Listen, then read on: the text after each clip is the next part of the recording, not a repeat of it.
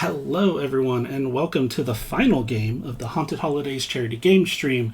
I am Daniel Gonzalez of Diversity Saves, co founder and president. With me here today, I have Susan, Rahrah, Audrey, Zara, Vinicius, and Chaotic. Thank you all so much for joining us for the final game in our stream.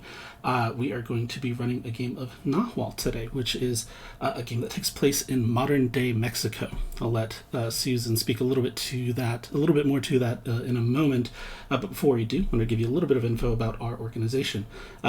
Diversity Saves is a 501c3 nonprofit organization that focuses specifically on the TTRPG industry and in enhancing and uplifting the voices of the marginalized communities. We are a grant-giving organization, and we provide grants to creators from marginalized communities who are looking to create projects that help to follow our mission of diversity and inclusion. Yes, I did see that the windows got switched around. I will be fixing that shortly. Sorry about that. Everyone's faces are in the wrong place, but I promise you I'll get it back in order. So for today, as of today, we have raised $880 so far between Friday till now, and we are so thankful for all of our amazing donors who've gotten us to where we are. It is incredible to have gotten this far, and I can't wait to see where we end things. Each one of our donations helps to fund these grants that we're doing, as well as other charitable activities that we're doing. You might have seen us around in various itch bundles that we've done, as well as a number of grants that we've already given out. Our grant cycle is currently open. So if you are working on a project and you do need some financial support, I encourage you to apply. DiversitySaves.org. You can find out all the information you need on there to apply for a grant. Go through our quick and simple process. It's painless, I promise. And hopefully we'll be able to help each other out. That being said, I'm going to pass it to Susan, who is going to run them through this amazing game. Susan, it is all yours. Thank you so much, Daniel, and hello, everyone. Bienvenidos, mis amigos. Thank you for coming to today's game, the final game of the Diversity Saves Haunted Holiday Charity Stream. This is Nahual, and I am going to be reading from the preface of the beautiful, beautiful book. This game was created by Miguel Angel Espinosa, and it is based off of the Operación Bolivar universe created by Edgar Clement. So for those of you who get super interested in this game and the setting, there are comics out there. This is what this is based off of.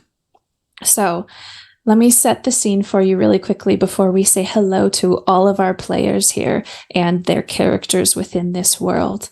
So in Nahual, you and your fellow players tell the stories of brujos nahuales, humans of mestizo and indigenous ancestry that have the power to shapeshift into animal form. These nahuales hunt angels to make a living, running a changaro, a business, together to sell the products they make from the bodies of the angels they have killed. These are stories of underdogs struggling to find their place in a Mexican world of fantastical and overwhelming forces.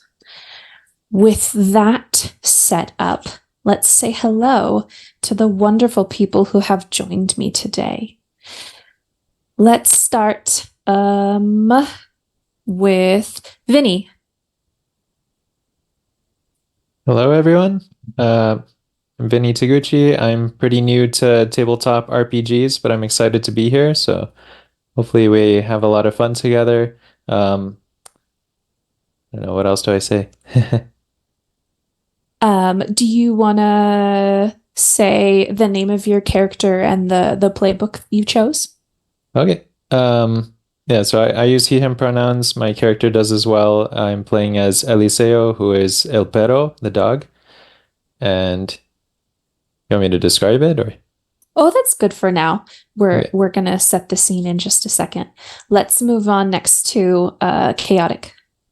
Hi, I'm Chaotic, he, they pronouns, and you may have seen me from yesterday's stream, or maybe not, because it was much earlier than this one, so I will be playing Leandro, who also uses he, they pronouns, and he is the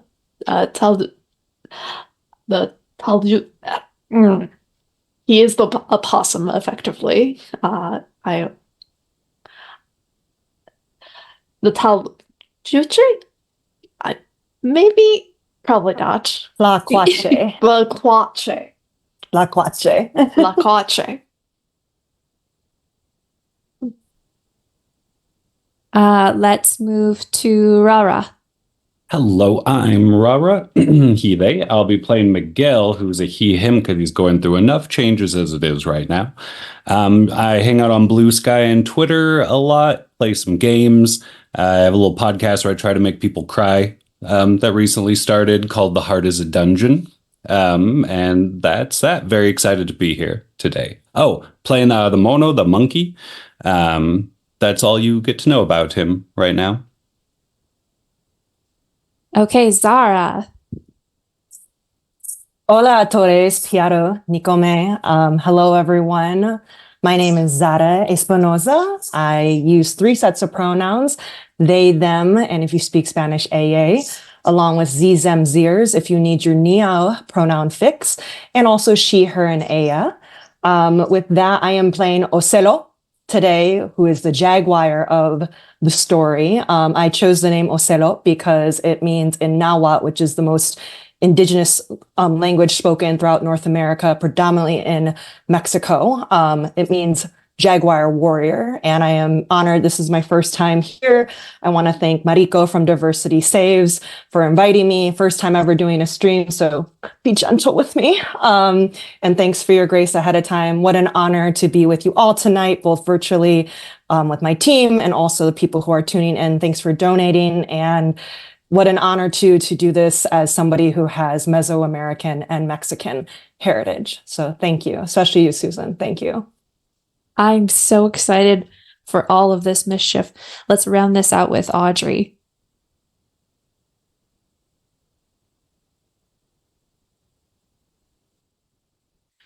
Oh no. Audrey.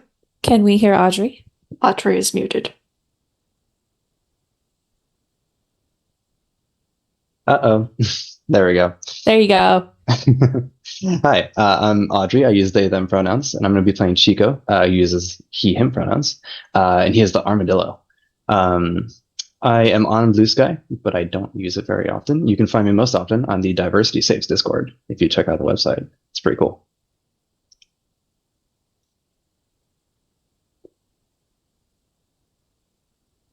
Now Susan is muted. No, hello? There we go.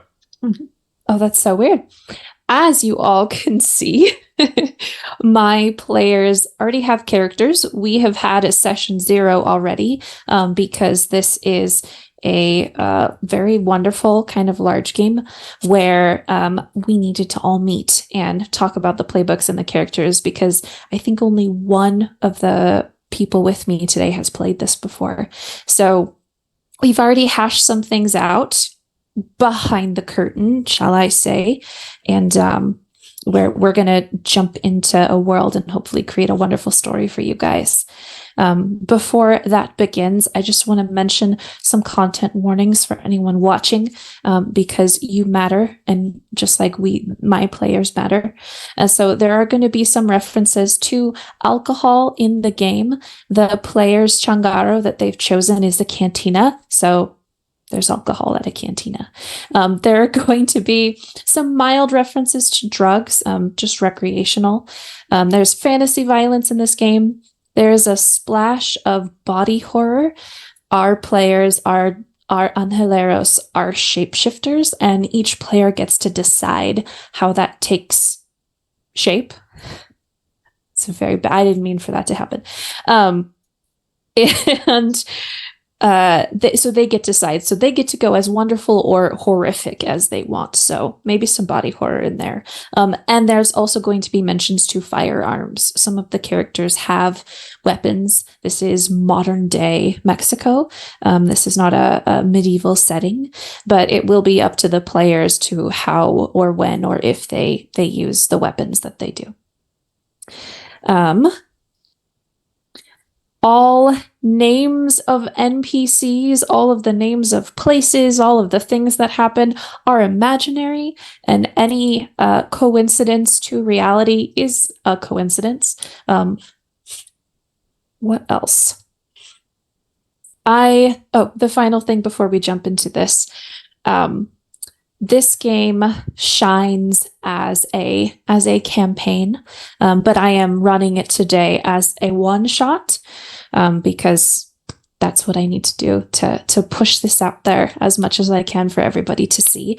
So I'm going to be taking some liberties with some of the things that happen, with some of the threats that show up. If you are interested in purchasing this game, supporting Miguel and all of the other people that put their time and energy into creating this wonderful role-playing game, keep in mind that this usually isn't a one-shot game. It shines as a campaign. But we are going to have as much fun as we can in the next 3 to 4 hours.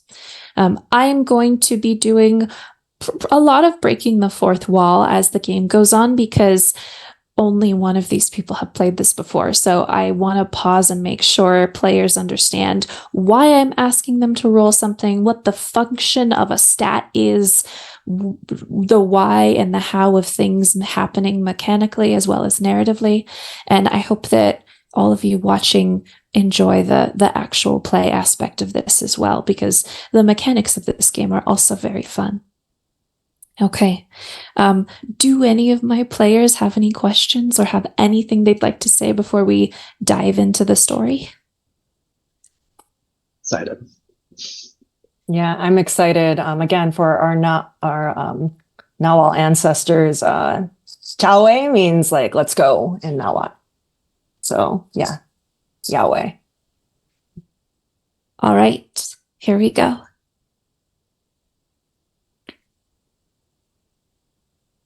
The sun is setting over the water here in the municipality of Tijuana in Baja California. On the outskirts of the city, the view is absolutely stunning. The oranges and the reds and the splashes of purple from the sun kissing the ocean goodnight. It is mid-50s, even though it is the mid-60s Fahrenheit for those of you who do Celsius. I don't know what that is. It is the mid-60s, so it is a wonderful temperature. Some of you who are a little more cold-blooded than others maybe need a sweater, but it is the holiday time anyways, so you're used to it getting a little colder, especially at nighttime. From the outskirts of the city, the smells of salt water off of the ocean mix with the car exhaust from people driving home, mix with the wafts of cinnamon coming out of people's houses from all of the drinks and the things that they have made during this holiday season. It is the 17th of December, and the camera sort of pans over the city of Tijuana, settling down onto the far southwest corner of the town, where we see a door along an alleyway with other doors, but this is kind of the cleanest looking door. There's a wooden sign that hangs from the outside of the door. The sign is fairly big, but it's a little hard to read. It's kind of grimy, but the people within the barrio know this place to be Los Aisli Cantina. Someone emerges from the shadows, a hunched figure walking with a very heavy gait, and they shoulder their way into the door, which creaks angrily, and this person walks into your cantina. I have a question for everybody here, my players. How do the locals know where to find your cantina? If I may, I think perhaps word of mouth. as a possibility. Because we're that good, frankly. And we have pocket tamales, which are tamales wrapped up real tight so they can't leak. So I tend to have a couple on me. So it's a real nice place to stop for a quick bite on your way to work or across town. So a good smell. Along with the pocket tamales and the hype word of mouth, I say it's our great music. I think as playing back to our indigenous ancestors, we play the drums, kind of think of like the Jumanji drums at a low roar, but they're played with a drum called a wewe, which means like big old tree. So big tree drums that are played always at a dull roar in our cantina.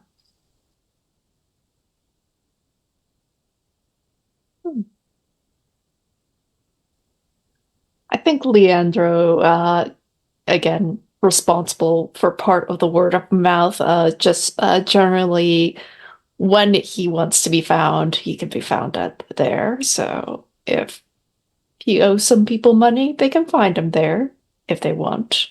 Sometimes he's not there, but that's neither here nor there.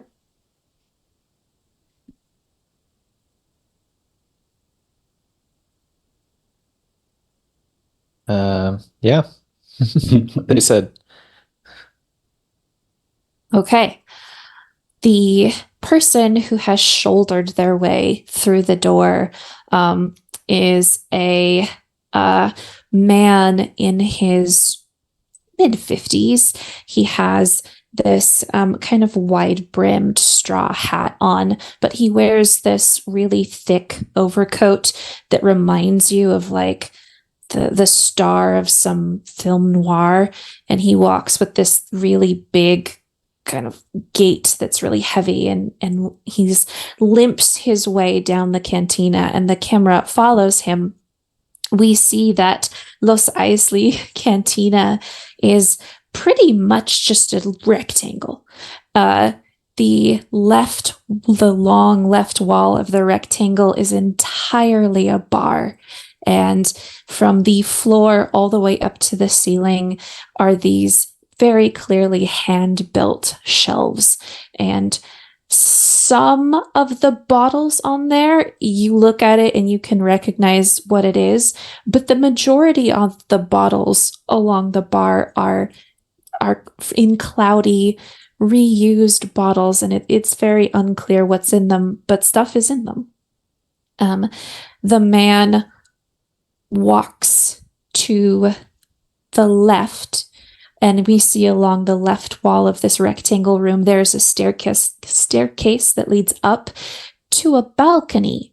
It is a very small balcony. This man is a little bit taller than average height, and when he gets up the stairs to the top, he has to hunch to make his way over to a table and sit down. But when he finally sits, he can straighten up and be comfortable. It is the smallest, shortest, maybe I should say, balcony in existence. But it is a balcony. You have one.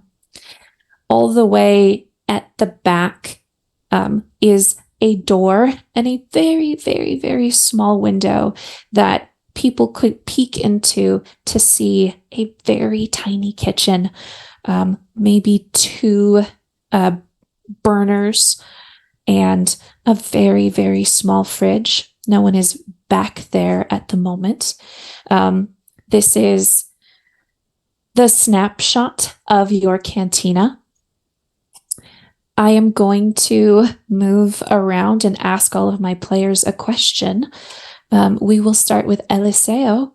Eliseo, how have you left your mark on this cantina, this changaro you are running with your friends? This is where I like to spend a lot of time after a long, hard day, just here with my pack. So I have a seat at the bar I'm pretty much the only one that sits at.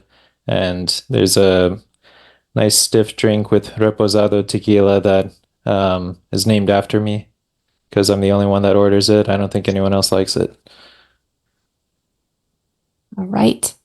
Leandro, how have you left your mark on this business?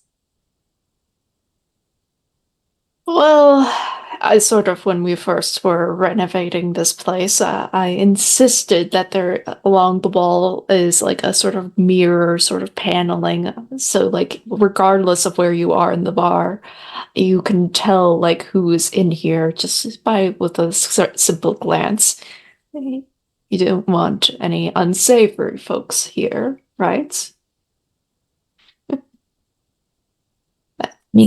So Leandro is not an unsavory folk sometimes.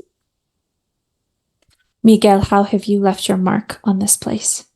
How have I not? That dishwasher running, I repaired it. That jukebox being a little louder than it's supposed to, that's me. Underneath everything, Miguel's done a lot of the tinkering. You couldn't really see the things he's done, but that's kind of how he likes it, because he likes machines more than people. So everything in the bar reminds him of him and how nobody notices. Ocelot, how have you left your mark on this place? Oh, I'm the growl beneath the floorboards. Ocelot being the senior leader of the group, as in like probably the eldest as well, and probably the biggest and most domineering looking one as the Jaguar. Yeah, it's one of those things as somebody who is known as like the Night Stalker. People are very afraid of me. I have a very intimidating presence. If anyone has played the video game Tekken, I think of the character who is a luchador on there who wears a Jaguar, Max King. I have that type of body type. I'm pretty big. And also to the point where people know that I'm there even when I'm not. So people try to be on their best behavior, but we have some newcomers that come around are not quite aware that the low, what they think is a purr in the floorboards is actually my growl. And Chico, how have you left your mark on this place? I think Chico is a very suspicious person, and he cares a lot about making sure that the people, most of all his pack, but also patrons and whatnot, feel safe here. So scattered in various like employee-only places are like baseball bats and like heavy metal pipes and various things, just in case anything happens. Someone has a weapon to reach to right away. Speaking of that, thanks to a very kind donor, we have an unnecessary complication. All of you, from wherever you are in the bar, hear a crashing sound coming from the area of the kitchen. Oh, what do you do? yeah, I'm running over immediately. Yeah, me too. Okay, Chico's heading in with Eliseo directly behind him. And I grabbed one of those bats on the way. Yes. Big pipe for me. Chico, you see first, Eliseo can see over his shoulder, or over their shoulder. There is a brick that has made its way halfway through the door that leads from the kitchen to the back alleyway of this room. Your trash cans are out there. It's a way to get around the building when, one of you needs to sneak out, which happens often. But it looks as though, it looks as though somebody has taken a brick to the door and the door's giving a little bit. So I just look to Eliseo, and I imagine we've been friends for a while, and I think this sort of thing's happened before. And I just look at him and I'm like, you take the left, I'll take the right. Because I'm imagining like the alley stretches in both directions. So yeah. Could I pop out of one of our trash cans? Dumpster diving's like his number one hobby for electronic parts. So I picture him like, what would, and just jumping out and being able to see possibly, if you'll allow that. But if not, maybe at least being in the alley. I think there is a freeze frame as Chico looks at Eliseo and says, you go left, I go right. And then there is this pause. And there is this cinematic moment where the audience, we are all going back in time about 3 minutes. And the camera opens up to Miguel inside of the trash can that's in the alleyway, rooting through things. Yeah. These headphones will still work. Well, one of them, I mean, geez. Miguel, let's have you make the first roll of the evening. Go ahead and open the doors of perception for me. I would love to. Is that mana? That is Instincto, I believe. Let me double check. There are a bunch of basic moves that every player can make. One of them is opening the doors of perception.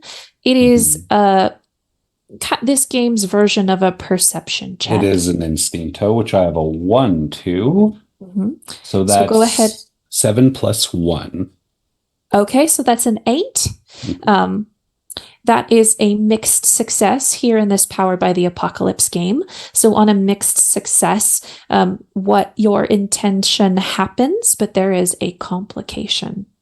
That's life, you know? You didn't really have any intention. I had the intention, which is why I asked you to roll. So you are in the trash can, and I would like for you to describe to me how your Nahual, your internal Nahual, your mono, sort of grabs your attention to pull your perception outside of the trash can. Can you describe that to me? Working more with gears, wires, circuits, that sort of thing. It's almost like he clicks into this mode where patterns are more visible. Like even watching someone move, he'd see little gears in their elbows, in their fingers, like just figuring it out as his eyes would kind of hypothetically go wider. He just loves seeing how things work and putting them together. So I think he starts noticing there's sounds that don't sound natural coming from outside, and that's what draws him out of a fluid space and more into a turn-based existence as he's watching things change around him. I love that imagery of like turn-based mode. So yeah, there's a moment where you freeze and you spend your round sort of taking in all of your senses, and you stay frozen as the people within the alleyway. There are 2 of them, you know for certain. They are they're coming from the same direction, and they get to, is exactly in front of the door that leads into your kitchen. And you can hear them talking very quietly. One of them is, no, I don't think this is a good idea. No, this isn't what I intended. And the other person says something very deep, very guttural, almost not even a language. And then there is a huge crack as something strikes something else. There is a tiny squeak of alarm from the person who wasn't so happy with what was happening. And you can hear that person turning and taking off down the right of the alleyway. Whereas the second person, you don't hear their movement at all. You hear a kind of a sniffing noise. And then all of a sudden, the trash can that you are in tips sideways and you go rolling out of it. Not again. It is a very hard kick. When you get out of the trash can is dented in the side of it. You are going to take a light harm. Go ahead and mark your harm tracker. Here in the game of Nahual, there aren't hit points like Dungeons and Dragons. There is a harm tracker. There are 3 levels of harm, light, medium, and no, I'm not saying that. Low, heavy, and deadly. There we go. Low, heavy, and deadly. And that just denotes the type of harm the character has taken. We have caught up in time to Chico and Eliseo, who say, you go left, I go right. And the door flies open. Eliseo and Chico, you see someone standing there. Their back is to you, though. You can see one of your trash cans is tipped over, and Miguel is lying on the side, kind of holding, or lying on the ground next to the trash can, kind of holding his ribs. I just call it to Miguel. Like, you okay? And I rush over to go check him out. Yeah, not too bad. One of them took off towards one of my companions, right? The one that ran. Eliseo Chico, have you gone out of the kitchen and gone down the different ways you said? I've gone out and over to Miguel. Okay. I'd at least point in the direction one took off. There's one over there, and I am assuming we're seeing a bigger form still at the door. And I think probably him. Take a little cell phone photo. It's timed perfectly. This it's actually it's hard to tell if it's a man or a woman, and it doesn't really matter because this person looks like they could breathe on you and crush you in a second. Mm-hmm. Incredibly tall, rough features, really messy kind of rat's nest of a hair, dark leather jacket on, massive boots, massive fists at their side, and they kind of snarl at you perfectly at the moment that you take the picture. Thanks. Hey, what the hell's your deal, man? The person turns and looks at you, Chico, and they look a little uncertain. Part of their body looks as though they're leaning back to punch you, but their head kind of turns and they glance down the alleyway. It's clear they're deciding what they want to do right now, whether punch you or run for it. And they don't really respond to you. They're deciding for a second. And I see, after kind of checking out how Miguel got hurt and seeing that this is not a friendly character, I'm swinging that bat toward his head. Ooh, okay. Go ahead and roll assail someone for me. Thank you for doing what I was too scared to do. When you assail someone, you roll with Gara. It's 2d6 plus your Gara stat. Okay, so I rolled 8. That makes it 9. 1 for Gara. Right. So on a mixed success, you exchange harm with this person. How you're attacking them with the baseball bat. Mm-hmm. Tell me what you do. It's home run, swing to the head. And you clock them, and it is a deafening crack. And they saw it coming. You really wound up for it. And so as they take the crack and their weight shifts backwards, they kind of baseball slide as they go down into your legs, catching one of your shins in the most excruciating way. And so you also go down as well. I need you to mark a point of low harm. But you attacked them with a baseball bat, whereas they just attacked you with their body. So this person is out. They are down. They are not moving. They're breathing, but they're going to be unconscious for a while, and the fight is over. I'm going to rush over and just offer Eliseo on my hand. Just pull him back up. I'm going to lay on the ground and text the picture to Ocelot. Friend of yours? ? And then I get the picture and I just look and I'm like, I squint my eyes because I am too proud to admit that I need glasses. And just growl, roll my eyes, and then slam the phone down and get up and start to go towards the group in the alleyway because I'm still in the cantina. Mm-hmm. I think we see sort of the scene of Ocelot passing by the bar where Leandro is counting out someone's tab, I imagine, just manning the bar, just looking a little bit concerned because our Jaguar is on the prowl right now, looking a little bit pissed, and I'm a little bit scared to get involved right now. I'm going to keep here. I'm okay. The camera is going to stay with Leandro as Ocelot stomps past them. Leandro, you hear this bang, bang, bang from the balcony, as though somebody pounding their fist on a table or maybe stomping their foot on your precarious boarded balcony. Oh no, I really don't want to have to repair that again. I think I am going to go upstairs to check out the fanging from there. You recognized him when he walked in, the man from the opening scene, as it was. It is Roman.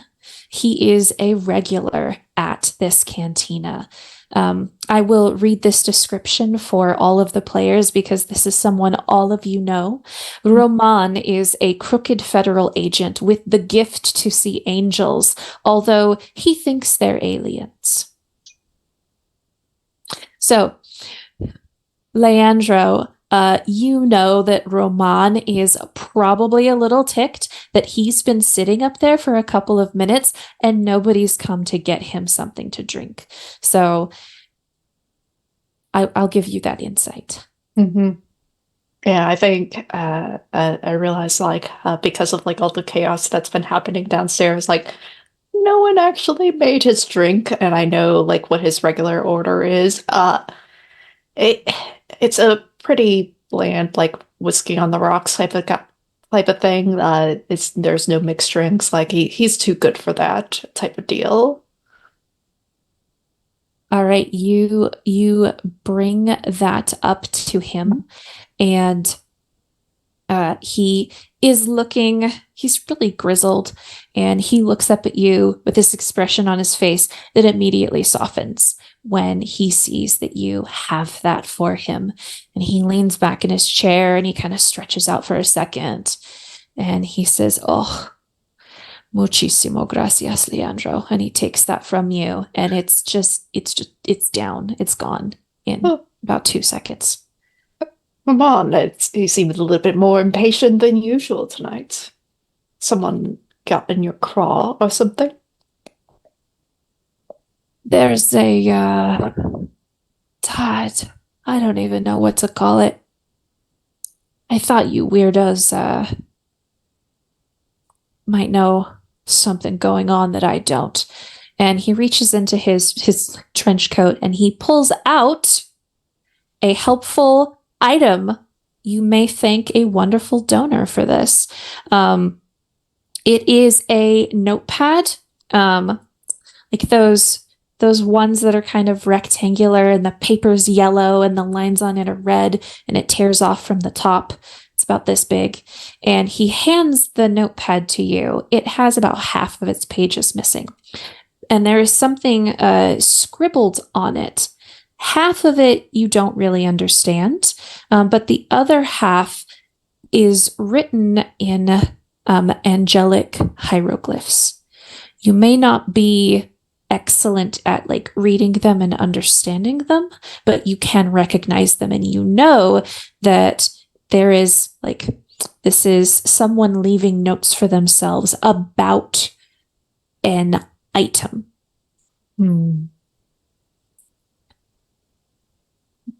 It appears that you stole some notes from someone's desk somewhere. He laughs heartily and raises his empty glass to you and winks, sets it down. The camera is going to cut over to Ocelot, who has stomped outside to where the rest of their pack is waiting. Ocelot, you see this mountain of a human on the ground. You see Eliseo next to them, kind of holding his shin. You see Miguel, who I also don't think has gotten up yet, kind of reclining on his elbows with his phone out. And next to Miguel is Chico, who I think is there, waiting with the hand up. Yeah. Well, I'm gonna shake my head and face palm because I'm just I just leave y'all for one moment and then I growl about what the hell happened. And I look right at Mono because he's the only one, Mono, and then I look at Eliseo because in my eyes, I hold Mono to to pretty high regard just because he's like my tech guy, my Q to my James Bond, my Lucius Fox to my Batman. So I look at him as a reliable person. And though I'm a big jungle cat, I have a trust with dogs, ironically. So I look at Alizio and Mono like of what happened. I was just in the dumpster. They started hitting the door. I was like, hey, what are you doing? And then they just kicked me over. Pretty much how it happened. A small fucker went down that way. The big one stayed. Sorry, no offense. Fucker. And then I look over at Alizio to confirm this. I don't think this one will be bothering us anymore. And then I see the bat. And then I look at Miguel and I'm just like, where did the other one go that ran? Know. And I take off down that direction. Could I be tinkering in my hand while we're all kind of talking, if it takes a second to tinker something? I'm just going to shout after Ocelo. Just ask, like, should I bring firepower? And I'm like, we're good. Stay there. I'll get the shotgun. Meanwhile, I'm poking around at the big guy because they weren't exactly human, right? There's something interesting going on with this figure. There is. I'm going to answer Miguel's question first. This is what you do. You are the monkey. So I'm not going to make you roll. I'm not going to say it takes time for you to tinker small things to keep your hands busy. Or is it that you are making something? It's more of my totem move. Using the trash, I would love to make a little trash catapult to try to shoot some gunk at his face. Okay, I have to see this. Hold on a second. Yeah, temporary machine or device is the skill that I picked for that. So I don't know if a little trash catapult would count as either of those, a trashapult, if you would. But if not, that's fine. I'll think of something else. I'm going to read this for the chat because it's just so wonderful. So Armano has the move Tinker. When you use improvised materials to quickly create a temporary machine or device, he's got a roll. And on a hit, he gets things. But yes, he has the ability to just gather junk and make stuff. So hang out in trash. You go ahead and roll. You're going to roll with Manya. And while you are rolling, I am going to allow Chico to pick the pockets of the unconscious person. Okay. Yeah, I'll do that. That's a natural 11, and I have a 1. Hey, all right. Nice. On a 10 plus, you get to choose one of the things. Which one do you want? I will. Maybe I'll take a look while they start chasing them, if that's all right. Oh, sure. Well, Chico, you are digging into the pockets and the things of this person, and there's some keys in their jacket pocket. There's a piece of gum on the back butt pocket. Got a nice feel there. There really isn't much going on with this person. I'll look at the keys. Does the figure seem like familiar at all? Have I seen anything like this? As you look, there is an instant recognition of Nawale to Nawale. This is someone who called upon their Nahual to energize them. It's hard. Their features it is hard to tell if maybe they're a Pero, maybe they could be a Jaguar like your friend Ocelot. They are still fairly like humanoid in their features. So it's hard to tell which totem animal they have. But they are strong as hell apparently, and can smell things real good. So this is just another person like you. Weird. Okay. Ocelot, you are booking it after this second person. I am gonna have you roll to open the doors of perception to see if that can aid you in your chase. Ooh, so two d6s, right? 2d6, and then whatever you get, you're going to add your Instinto stat. Ooh. Okay, rolling as I'm booking it like the wind. Okay, it's a 9 plus 0. 0 for Instinto, but 9. Okay, so I would like you to describe to me what happens when your totem animal sort of rises up within you to help you perceive the world around you.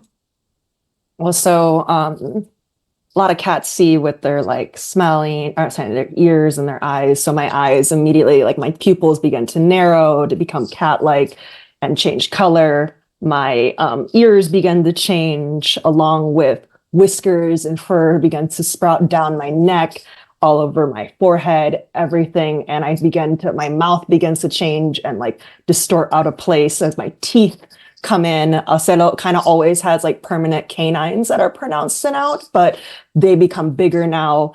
My size gets bigger. It's almost kind of like a were jaguar if you're seeing how it's transforming. A nice kind of ode to the wolfman. And with that, it gets more heightened the faster I get going. So that's how I began to change. I'm going to pause you right there.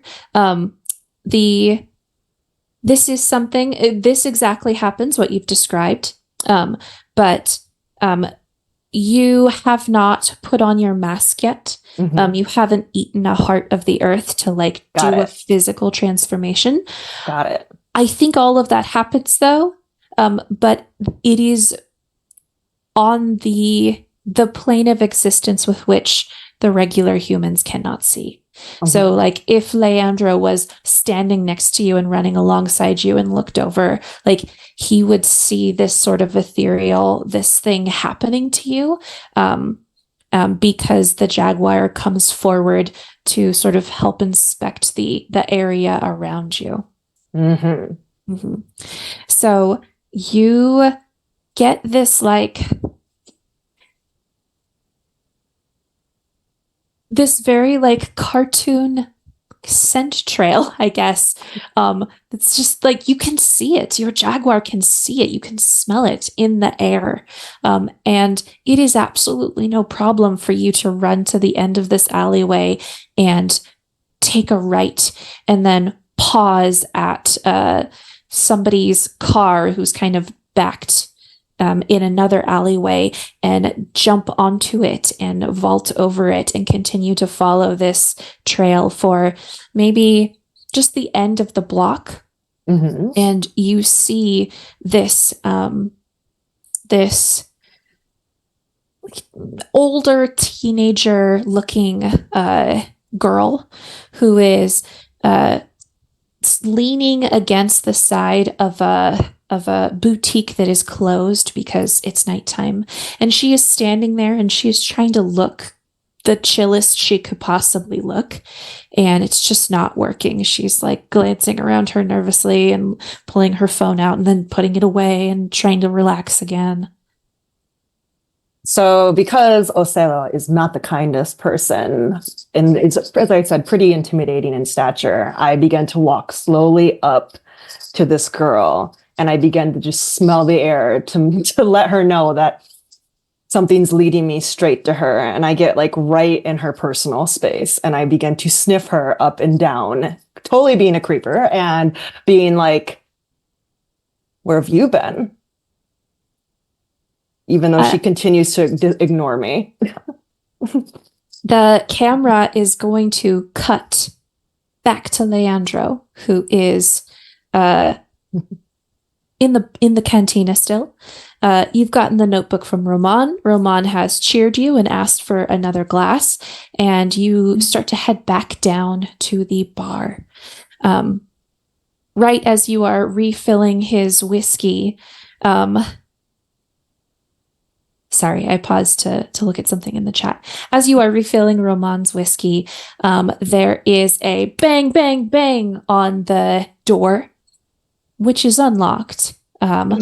So it only takes a second for another bang, bang, bang, and then outside you just hear people yelling at each other and laughing, idiota, and then the door gets kicked open and a mass of people start pouring into your cantina. It is the 17th of December, and it is 9:00 at night, and the Campos Oseguera clans are here to celebrate their Christmas pasada. So you're standing there pouring the whiskey as they are coming inside. They are carrying decorations with them. There are people with poinsettias. Somebody walks over to the staircase and hangs a very small, very brightly colored star piñata. You hope they're not going to do that in here. Somebody walks in, 2 people walk in carrying this massive, massive tray of pan dulces, and you see the little tiny Marianitos just hanging out on the plates. And then you smell, it smells so good. Somebody walks in with a soup pot large enough to bathe a baby in. It's 3 people that are bringing it into the cantina, and you cannot mistake the smell of champurrado. Oh my lord, and I am by myself in this. You are. Everyone's gone. Everyone's gone.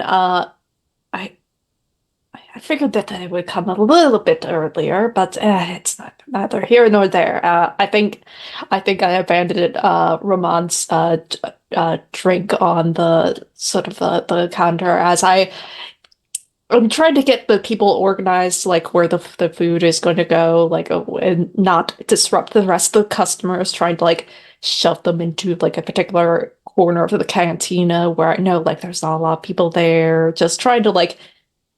And make sure that they don't spill anything on the floor because, again, I'm going to have to clean this up eventually. So it's just, The I'm camera stressed. hangs out for a moment on Leandro's frenetic energy, trying to make sure things don't spill. Leandro, you can thank a wonderful donor for that unnecessary complication. The camera will cut back to Ocelot, who is standing in front of this teenage girl, sniffing her up and down. And the girl is really uncomfortable. She starts like, if she could sink Bart Simpson style into the wall, she would be trying to. And she goes, "What do you want?" And then I growl at her because there's, as I said, like, that I can just feel like my animal totem coming up. And I'm just like, what do you want? You were at the cantina just a bit ago. What do you want? The girl collapses onto the ground. Just her legs give out from underneath her and she plops onto the ground. And here outside of the boutique with cars driving by and people walking by, she starts wailing at the top of her lungs, crying big salty tears, and just she starts confessing everything, and it's complete gibberish. It's just this, I'm sorry to just she is making a racket, and the cars that are driving by, people are rolling down their windows. There is a couple that walks past you guys, and the man like tries to stop, and the woman's like, no, come on. And just like they keep walking. What are you doing? Well, for one, I don't like the attention. And then it's like I get, again, very easily agitated. And I start to, in my tiny little heart, feel bad about what is happening. And so right there, I'm looking around very fast, trying to be like, we're all good, but I'm still like in the middle of just this. And then I'm just like, I get down to her level as she's sinking down there. And I put my hand over her mouth and I'm just like, shh, chill out. I have something. I do have something for this. May I arrive at a convenient time? Yes, that's one of your moves, isn't it? Yes. I need to read this for the chat because it's just marvelous. Oh, I can't find it. You just go ahead. You show up. Okay. I can read it if you'd like. Okay. It says when you approach a hostile. Oh, I guess it's not hostile, huh? She's hostile to me, so let's go. Hostile to your emotions. I'll accept it. Okay. When I approach an NPC with heartfelt words of peace, I can roll with Barrio. On a hint, my Nahual touches their heart and they calm down, at least for a moment. And there's other things that happen, but we'll get to that. We can all thank a wonderful donation for for complicating that scene for us. I love it. You're doing so well at it, incorporating these. I'm having lots of fun. Okay, so Chico arrives on the scene following Ocelot. Chico, go ahead and make a roll for me. Roll with your barrio. You got it. All right. So, that is a 10 plus 2. That's a 12. Hey! So on a 10 plus, you get to choose 2 of the effects listed. All right. Let's see. Let's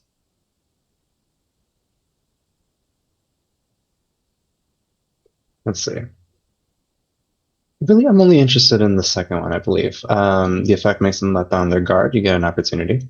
And I think really all I'm looking for as far as an opportunity is just a chance to speak to her coherently. So I just come in and I see Ocelo just with the hand over the mouth. I'm like, okay, you don't have to do that. And I come and I just go, hey, I don't know what happened there. But I think we took care of the person who was mainly responsible. So now I just want to know what your deal is.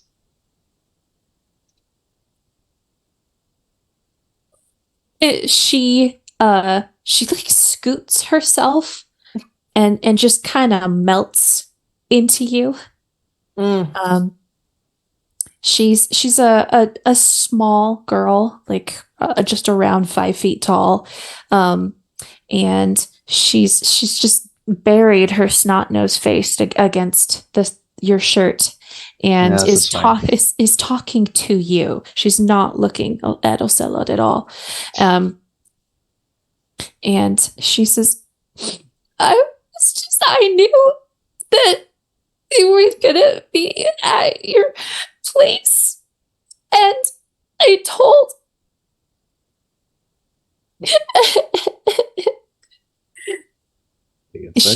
she very it takes a while. You guys are there for a minute, but you eventually pull from her that she knew that someone was going to be in your cantina tonight, and she had told some friends that she was hanging out with earlier, and one of her friends told someone else. It's very convoluted, but that person is a bad person, and they now knew that they could go to your cantina to meet up with the person who was going to be there and kick their butt.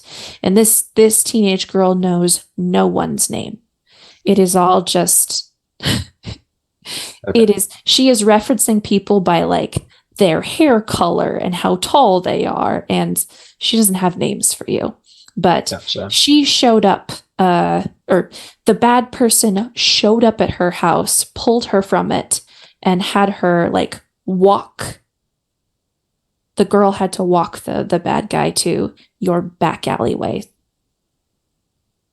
And as this is all happening, I'm rolling my eyes because I have I have some disdain for my brother Chico because of course the knight in shiny armor shows up. Of course he saves the day, and I'm just rolling my eyes, but down deep in my tiny little heart, I'm like, good, I don't have to deal with emotions, but at the same time, I'm just growling. I am like pacing back and forth. I'm like, okay, we got the hair color, we got this. Let's move on. Well, I'm gonna stop you right there because I'm gonna make it worse for you. We're in like an establishment, right?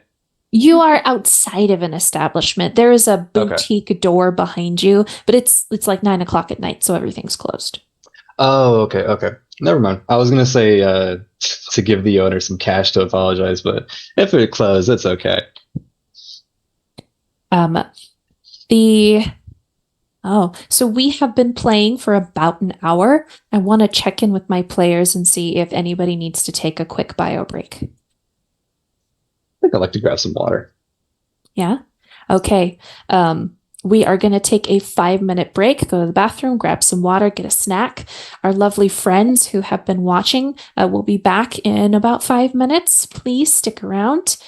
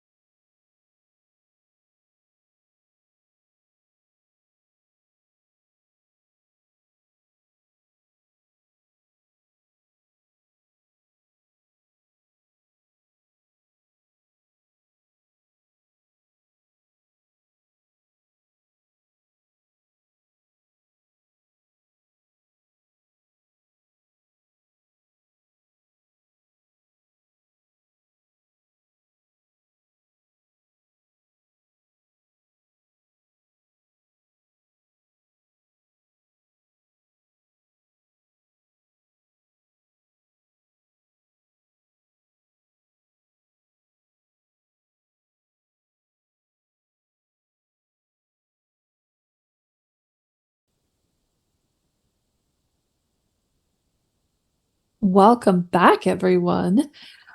The camera is going to open up back into the alleyway with poor Eliseo and Miguel. Miguel, you were tinkering, and I think I had asked you to choose one of the mixed success results of your tinker. I went with the thing is fragile, but will break after a few uses since I don't really need to keep this trash uphold. I love this so much. You have your handheld trashapult. Eliseo, are you still on the ground? Are you still hurting, buddy? No, I was waiting to see if I would sense that Ocelot was in trouble, but having felt nothing is wrong, I'm starting to drag in this big body toward the back of the kitchen where we can keep an eye on him when he comes to. Absolutely. I'm not going to make you roll for that. You have Miguel there if he feels like helping. I'll hold him down with my trashapult, make sure he doesn't book it. A little tripe from yesterday's menudo on the end of it, going for the eyes if he wakes up. That tripe is ripe. Yeah. Yeah, Eliseo, it doesn't take as long as it would seem because you are our perro and you are strong.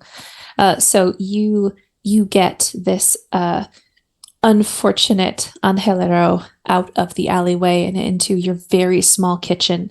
You kind of have like a hazard in the kitchen now, though, because their prone body kind of takes up almost the entire space. This person is over 6 feet tall. So like you just have a step to get over if you're going to leave them there. We'll check his pockets for trash. You can go through the pockets as well. Chico took the keys already. Still gum. You do find a single piece of wrapped gum, not unwrapped, wrapped gum. I'll eat it. All right. What flavor is it? It's like that zebra stripe, so it'll be gone in like 10 seconds. So in that fading glimpse of flavor, he goes, grape? But it's too late. It's gone already. It's gone. Yeah. We'll keep chewing. Both of you hear commotion coming from the front-facing area of the cantina. There are more people in there than there were in the 5-10 minutes since you left. Put a napkin over the guy's head like I'm hiding him. Yeah, and I'd say, Miguel, keep an eye on him. I'm going to check this out. I'll grab my half-broken baseball bat and walk into the front of the cantina. And what a sight it is, Leandro, as you see Eliseo come through the door, a broken baseball bat, like a really grown-up Ness. And it's there are 25-ish people in your cantina, and there is enough room. I mean, it is a rectangle, so they have taken up all of the chairs and tables. You smell food. Where did food come from? And then there is poor Leandro running around trying to serve drinks to 25 people, and you also hear kind of a thump, thump, thump from upstairs, and you can see Roman kind of leaning over the railing, scowling down at everything below him. Yeah, Leandro has this look of panic across his face, like a literal imagine. You know what possums are like, like the equivalent of them just screaming in terror at their general existence, because everything is so complicated and wild, and it's just like, Ramon's drink is on the counter. Take it upstairs, and is just trying to get people to help. So I go over to the counter and grab Roman's drink, and as I'm taking it up, I set the broken baseball bat next to the piñata, since it seems like it might be better put to use there.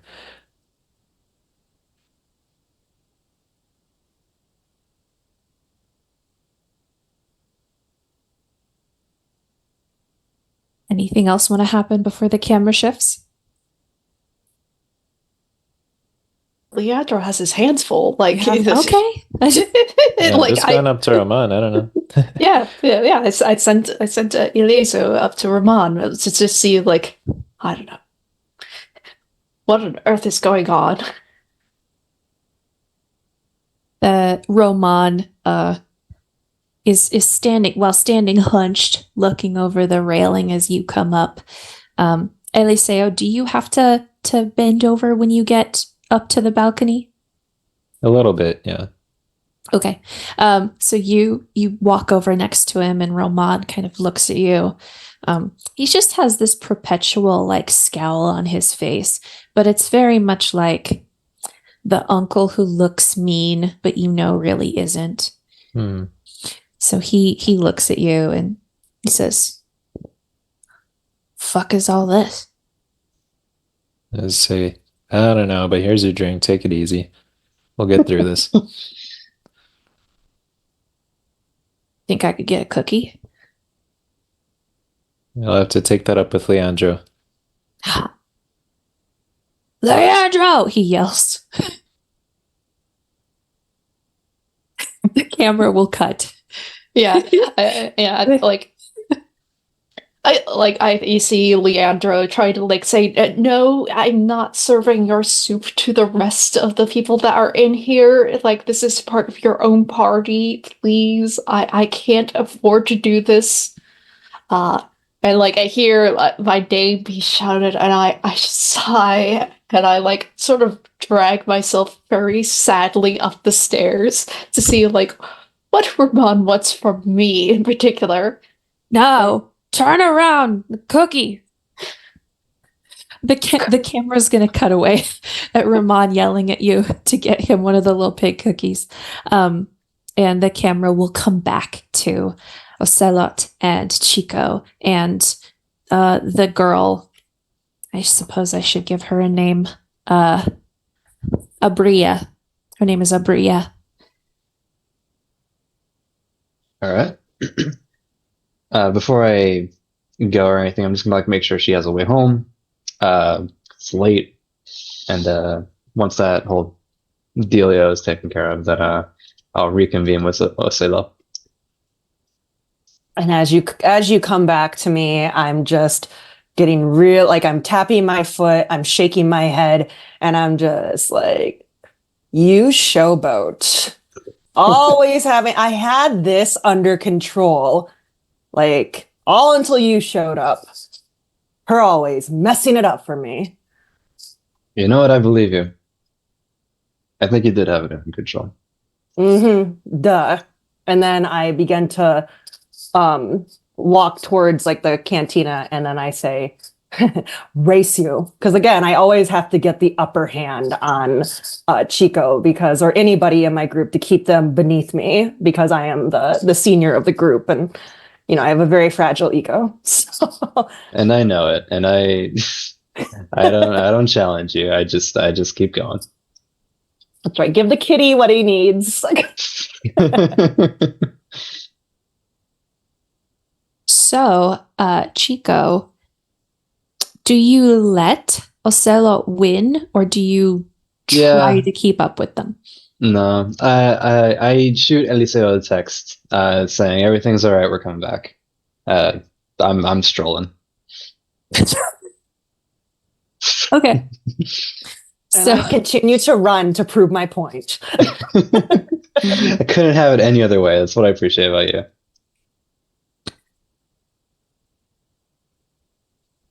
Ocelot, as you are running, you don't go the way you came. Like, you're on the main street now, and it's just a straight shot to get to the end of the block where I almost forgot the name of your cantina. Where Los Aisles is. So how could I forget that name? All of you are wonderful, and I love you. So you get a couple doors down from your cantina, your home, and you stop because you see something out of the corner of your eye, and you kind of cartoon screech and stop running, you know Chico's not going to pass you. He's in your dust. And you look down and you can thank an anonymous donor for donating a helpful item. You see that there is it's really, really shiny, but when you bend down to pick it up off the ground, it actually kind of looks like a belt, but that it's been broken. It's like a quarter of a belt, because it has like little holes that you see on belts. But there is this, kind of gold, kind of silver, almost, it reminds you of like abalone, of that color constantly changing. And there's angelic markings on this.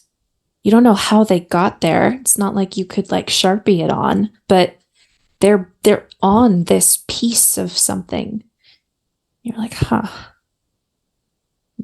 you can stick it away and make it, 20 feet down to the cantina.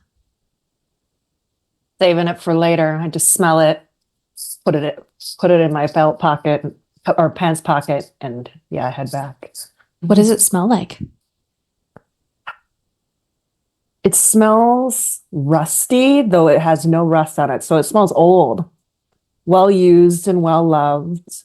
It's also something that I feel like this energy from that I'm a little nervous about, hence why I smell it. But I also, as somebody who loves power and feels very powerful, I'm just like, okay. And then, though I am a little hesitant, I put it in my pocket and, who knows if I'll tell anybody else what I found, but thank you, anonymous donor, for bestowing this upon me. You open the door of your cantina and are just hit with the scent wall of mixing with the wonderful rust and age of the belt piece. It is just Christmas just smacks you in the face as you walk through the doors. And you see this cacophony of people and food and laughter and alcohol, and Roman leaning over the side yelling at Leandro for cookies, and Eliseo is over at the bar like doing the cool bartender thing of pouring multiple drinks at the same time. You can see Miguel kind of pokes his head through that really tiny window where the kitchen is. He just kind of like peers out and then goes back. You take all of this in at the same time. Ocelot, I need you to make a special roll for me. I need you to roll to get hit hard. Ooh, that should be fun. So it's 2d6s. Okay. So for those of you who are watching, there is a special move that all players can make called Get Hit Hard. And they usually they tell the Marakame, I want to roll to get hit hard. But because this is a surprise attack, I am asking Ocelot to roll. When you get hit hard, you roll 2d6 and then you add your armor if you're wearing any. If you had armor, it would have been on your gear list. Mm-hmm. On a hit, you reduce your harm. So you take less harm because you've braced yourself to get hit hard. Okay, so I do have light armor on, which is +1, I guess, to my armor. So you're gonna have to help me with these calculations. I rolled 2d6. Mm-hmm. I got another 9. Okay. So sorry. I'm working with small tabs.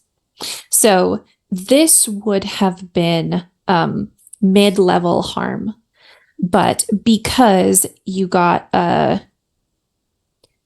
hit and you got a hit, we are going to reduce the harm level down to the lowest one. So you're going to mark one of your low harm boxes. Mm-hmm. Because it was a mixed success, I also get to pick one. You are going to mark a condition. Oh. Yeah. Okay. So conditions in this game represent emotional drain caused from the stress of being an angelero. Conditions are negative emotional states of your character. So I am going to look at your sheet really fast and see which condition of yours makes the most sense at this moment. I'm going to have you mark frustrated. Okay. Because somebody just got the drop on you. So from here on out, you have -2 to a certain roll, which is figure somebody out, which no one's rolled yet, but we'll see if it happens. Got it. Okay. Everybody in the cantina, including Chico, because I think at this point with Ocelot pausing to pick up the belt piece and then walking to the door and opening it and standing there, I think Chico has gotten close enough that at least they can see.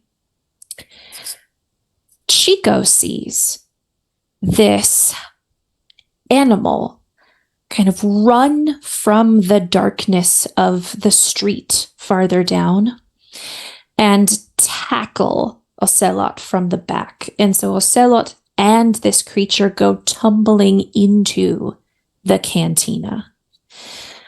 Everybody else just hears this grunt as Ocelot flies face forward into the cantina, and this animal that is almost the same size as them follows them in. We can thank a wonderful donor for causing this mayhem. Everyone pauses. It is very comical, like the people enjoying their champurrado and their buñuelos just kind of pause. It's deadly silent for a second, and everybody watches this creature stand up after falling down. If you can picture an aardvark. Picture an aardvark. That is what almost everybody in the room sees, except for those who have command of their inner Nahual and Roman upstairs. What you guys see is what looks like an aardvark, but it's not. The very long snout is covered in these serrated teeth, and on its back there are these jagged, broken lumps, as though something was cut off of it. It has scarred, puckering scars around its neck and around its belly. It looks like something is affixed to it. It is much bigger. It is twice as large as an aardvark is supposed to be. And its feet doesn't end in like the little cute aardvark nubs. It actually ends with these 4 taloned eagle-like claws. It turns to the closest group of people and is very clearly going to jump and attack them. What is everyone doing? We're going to start with Chico because Chico is the farthest away. I'm just running after whatever's happening here. I know that Ocelo hates me for it, but I do consider myself a protector. So I am trying to get in position to make sure that this thing does not harm as many people as possible. Okay. You book it. You get into the doorway. You are right there. I will allow you like one more kind of action before we move on to the next person. Gotcha. Okay. So am I perhaps like in range of this thing, like maybe to lunge for it? Absolutely. Okay. Yeah, that's what I'm gonna do because I see it like ready to like pounce. I'm just gonna try and like just grab it, whatever handles I can find, just keep it in place. Okay. I'm going to pause here for a second because, like I said earlier, only one person here has played the game before. So I just wanted to let everybody know if you would like to activate your inner Nahual, it is going to take what's considered an action. You need to put on your mask and you need to pull out from your pocket what is called a heart of the earth and eat it. And it is those two things that sort of loosen the connection to this physical world that we are in that allows your Nahual to physically manifest itself within you. So if you just want to attack the aardvark, you absolutely can. But I thought it would be kind of me to remind everybody that you cannot do super cool shapeshifter things until you put on your mask and eat your heart. Okay, gotcha. Okay, so I'm looking at the summon your Nahual move. And it's asking if I'm putting on the mask or if I'm consuming an enhancer. And it seems like perhaps I can, and let me know if I'm wrong, but is it possible that I could still summon my Nahual and just take the stress by not doing those things? It is. You're going to take double the stress than that you normally would, but it is possible. Okay. I don't want you to incapacitate your character like right, really yeah, quickly. I appreciate that. Yeah. Okay. Let's see. Okay, so that would be 4 stress if I were to do that. Yeah. Okay. In that case, I will not do that. In that case, I will put on my mask and consume a heart of the earth. Okay. What does your mask look like? Ooh, okay. Vaguely like an armadillo, but with like little like scales adorning the outline of it.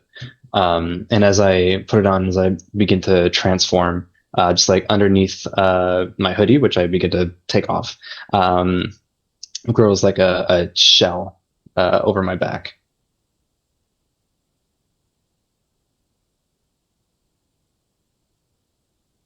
I'm enraptured. It's amazing. All right.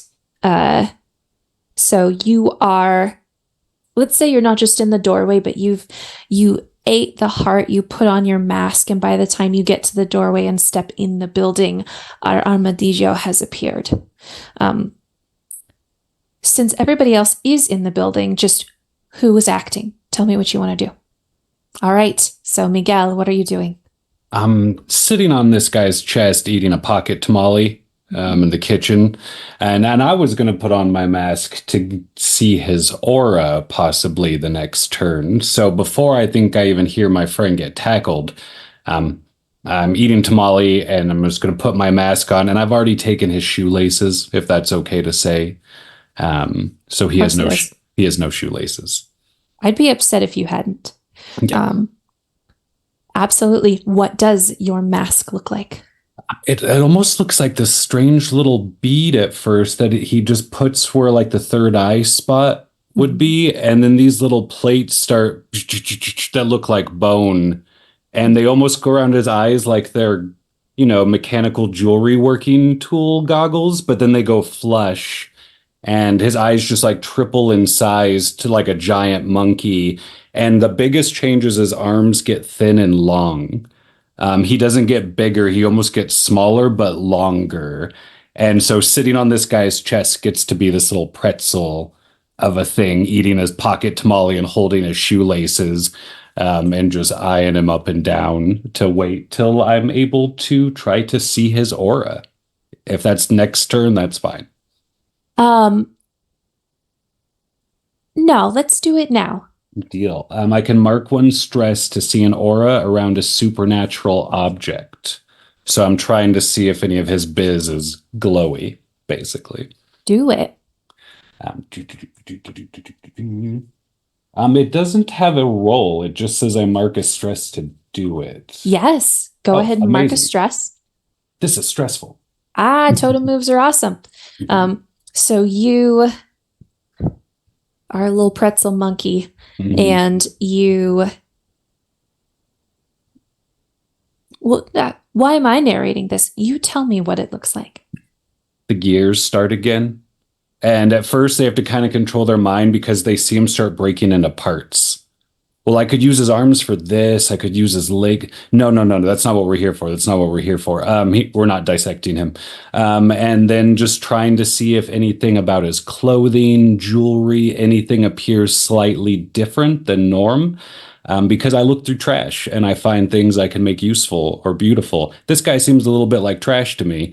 So I'm going to try to see if I can make anything useful or beautiful from him. Well, you are in luck.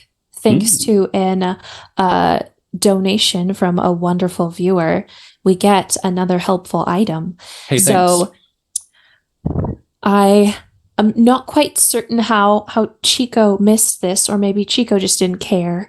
But this Chico's worried about us. Yeah. That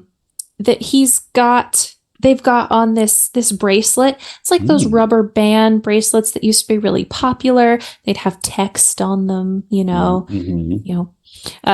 so it just looks like a rubber band bracelet, but you are the mono, and you see this thing start to glow an aura of magic. And as you take it off of their hand, and would you put it on yours? I don't think yet. I think it's almost like this very fluid monkey motion where like he takes it and like looks at it and just keeps it, but then keeps picking at the guy, almost like clearing fleas from like another primate. Once he's realized that's all he's going to find, he'd probably pay more attention to it. But first it's like search now because I might have to hide in the trees soon because I'm on the ground. Okay. The camera shifts away from the mono and pushes through the kitchen door and out into the seating area. Who's acting next? I saw Ocelot. So just to get resituated, so I got hit.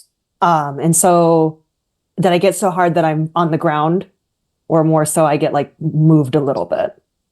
You are the jaguar, so I think that you got hit and you tumbled in to the cantina, but you can take a hit.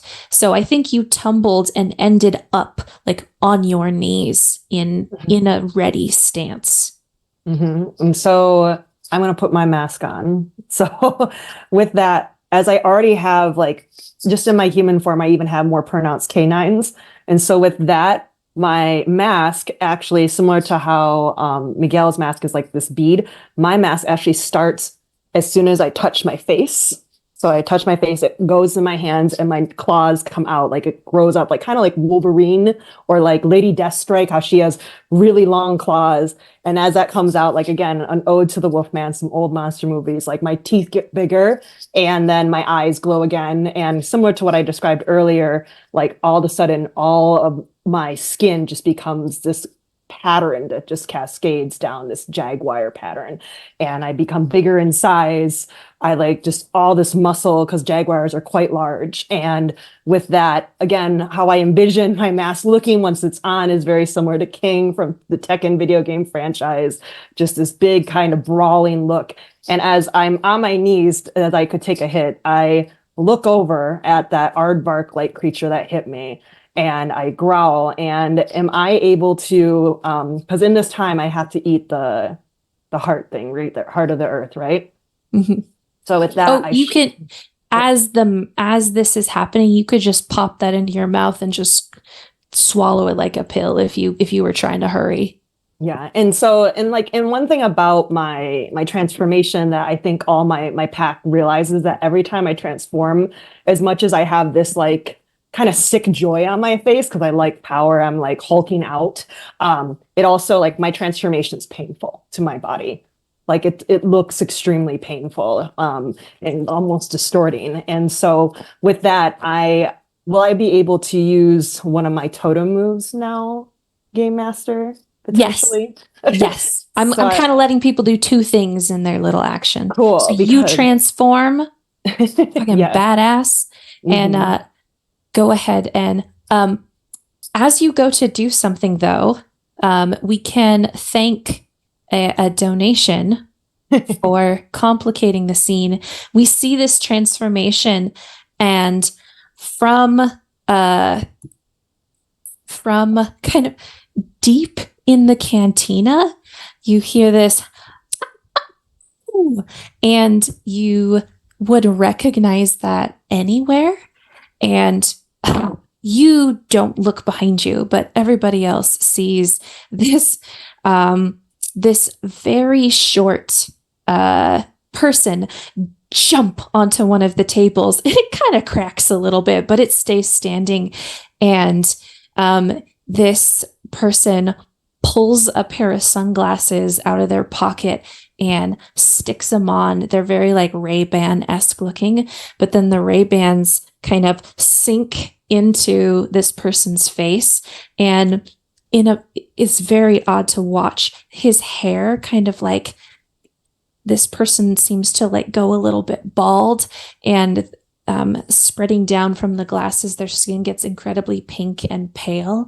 And they go, you hear again, "Oh, I'm right here, hermano." Jolo was in the building and you didn't know it.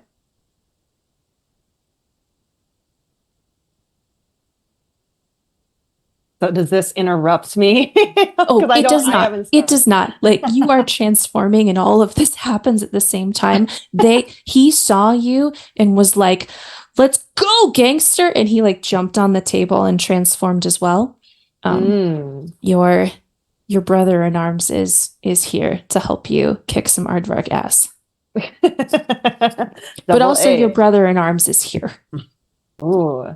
And so like my teeth get larger as I like almost kind of like a treasure cat kind of smile as my mask is on. So I just look over at him, give a nod, and I want to activate one of my totem moves, which is Killing Pounce. So if you want to walk me through this, Game Master, that would be very helpful. Absolutely. I'm going to pull up Killing Pounce here. Killing Pounce. When you pounce on a prey by surprise, roll with Gara. Okay, so you know what? Sholo was being incredibly loud and obnoxious, because that's just how he is. So I'm going to say that he helped you and he pulled everybody's attention from you, including the aardvark creature. So I'm going to say you have surprise on this creature. So go ahead and roll me 2d6 and add your Gara stat. Which my Gara stat is 1. This is like, I think 9 is, I literally have a 9 again. 9. Yes, 9 plus 1 is 10. Okay, so that is a mixed success. So you guys will exchange harm with the creature. But on a 7 to 9, you get to choose one of those things that are listed on the sheet. Can you see them? So which one of those would you also like to do? So the first one is like you inflict terrible harm and increase your harm type. What does that mean by increasing harm type? So there are 3 different kinds of harm, right? Low, medium, and deadly. I don't think I have those memorized correctly. Low, heavy, and deadly. Low, heavy, and deadly. So as you are transformed, your harm is going to be heavy. So if you want to inflict terrible harm, your deadly harm or your heavy harm jumps up to deadly harm. So it's just like hurting the creature faster. Ooh. So I think, because Ocelo, one of my vices is bloodlust.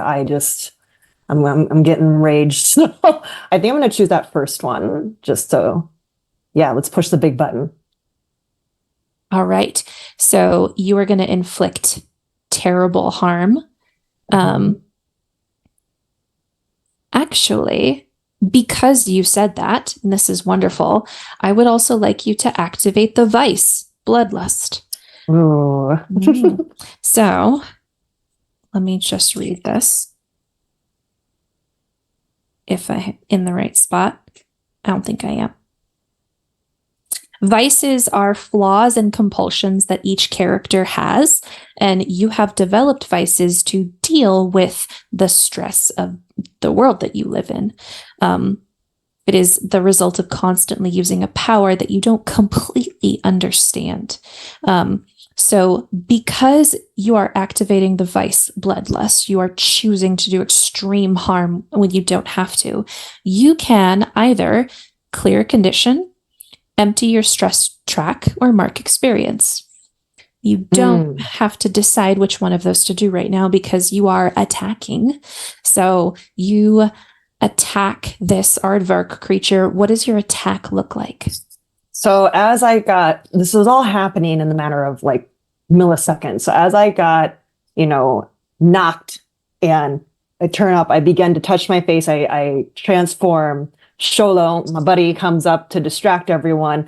I can see kind of like in so fast that I'm like, I'm going to use that power that knocked me down to come back. So what I do is I pounce onto the aardvark. I throw him up and then I slash him down, just like Hulk smash down, and to the point where the floor begins to break.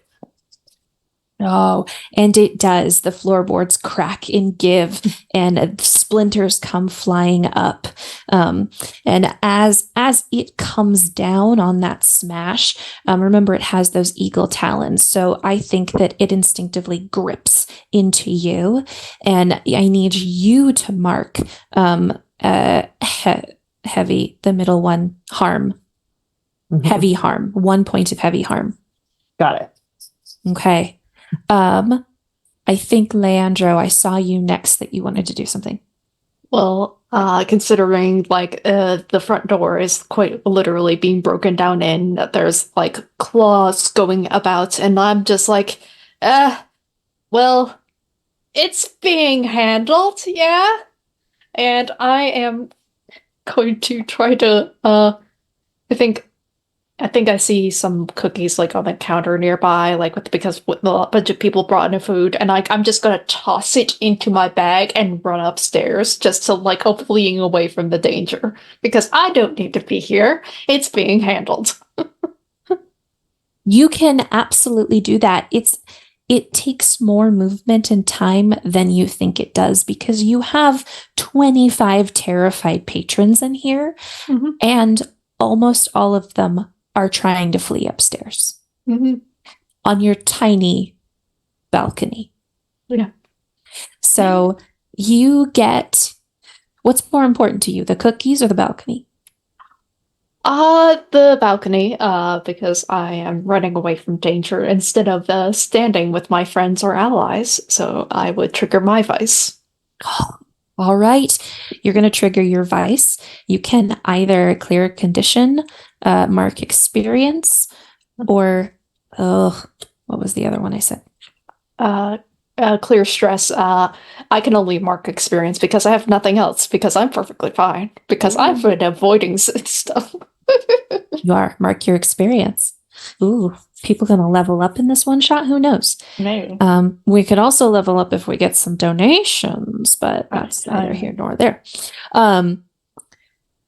So I'm going to say you only get 2 little marranitos, little chocolate dip pig cookies, before you realize there are 15 of the 25 people trying to like bottleneck themselves up the stairs. But this is your home and you are the Tlacuache. So I'm going to say you get your 2 cookies and you are able to jump and weasel a possum your way through this throng up to where Roman is. And this is a good moment to point out that Roman yelled very much like that teenage girl that was out in front of that shop. You also hear something about how they found him. And then out from his trench coat comes a gun, and he actually leans over the railing. And I don't have any dice. Who wants to roll for Roman? All right, go ahead and roll me 2d6, Miguel, for our firearmed federal agent. Ooh, that was a natural 11. Ooh. Maybe that's why you Shot. shouldn't make fun of my art all the time, Leandro. So Roman, even though he's 2.5 whiskeys deep, his hand is absolutely steady, and he takes 2 shots, and both of them hit the creature. Let me mark this down. Both of them hit the creature, and it lets out this ungodly sound. Just no creature on the planet can make a sound like this. It's almost like synthetic, but it is hurt. It is wailing. It is angry. It is in distress. And Roman again is screaming about the bastard aliens not going to take him alive. Ramon, stop it! Get away from the edge. It will see you. Shooting into a crowd, no less. Eliseo, what are you doing? So help me with the timing here. So Roman shot the creature after Ocelot battled and it was latched onto Ocelot? Mm-hmm. Okay. So I was behind the bar, so I was the closest one to what was happening when Ocelot was tackled by the armadillo. So immediately I grabbed this steel pipe that I keep under the bar and just kind of jumped over the bar, with legs in the air. And then I grimaced as I landed because I still have this wound on my shin and it's bleeding. And, I poured some tequila on it real quick, but that's about all the wound tending I've done. So I was running up to the armadillo, winding up like a nice golf swing with the steel bar. But of course, Ocelot was faster and had done that whole fight. And now the armadillo has been shot. So I'm kind of like caught off balance, like just narrowly missed those bullets that flew right past me, and just sort of fall flat on my face next to it.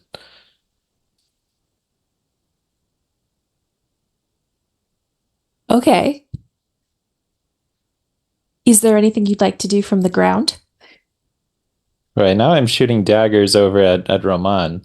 But it seems like the creature isn't quite moving at the moment after that loud scream. No, it is staying put. It also doesn't have a ton of space to move. There are tables and chairs and people running everywhere, and it now has multiple people who have attacked it, and so it's looking at where to go and what to do. Okay. So now I'm trying to get back up and prepare to hit it with the steel pipe. Okay, I'll let you hit it, or did you want to wait for the next round? No, I'll go ahead and hit it, but it's probably, I'm on the ground, so it's probably not a clean swing. That's okay. Go ahead and roll assail someone. That is with Zara. Okay, looks like an 8 and then +1, 9. Okay, mixed success means that you exchange harm. You swing, and this pipe, you're kind of to the side of it, almost the back of it. This thing is huge, so you smash cleanly into its flank, and it makes that terrible sound again.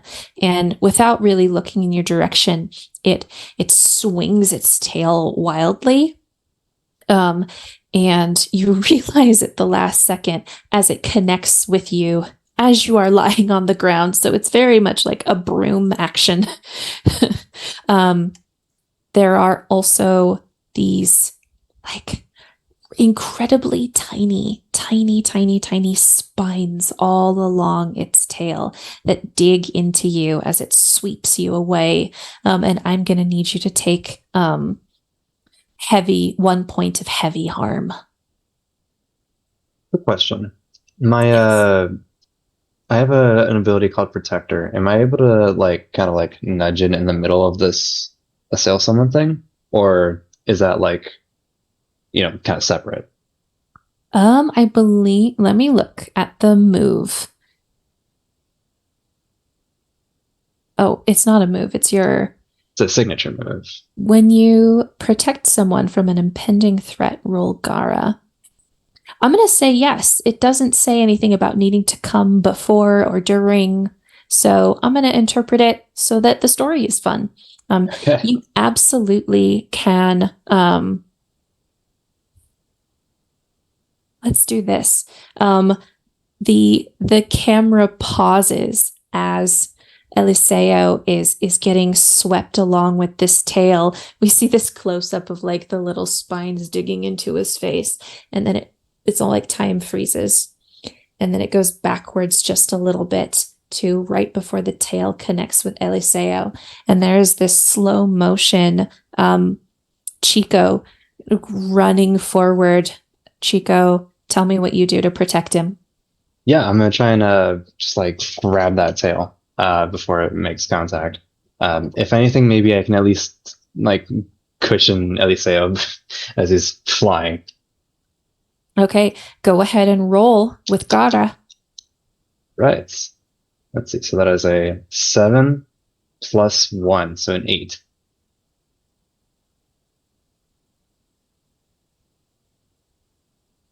So this is a cost me. Yes. We just got sorry, I was reading the chat. We got a wonderful donation from somebody for +1 forward on the next roll. It's not going to make that much of a difference for this roll because it would just bump you from an 8 to a 9. So as the Marakame, I'm going to take that and I'm going to stick it in my pocket. I'm going to apply it to somebody whom it will make a very big difference for. So on an 8, it costs you, but it works. So we see this hand kind of come into frame in between the tail and Eliseo's face, and the spines catch into the hand before Eliseo's face, and you are able to grab onto the tail. But it still continues its momentum, as do you, Chico. So you get flung across the room instead, and you crash into the closest table, breaking it clean in half, and the chairs go flying. You are going to take another point of low harm. And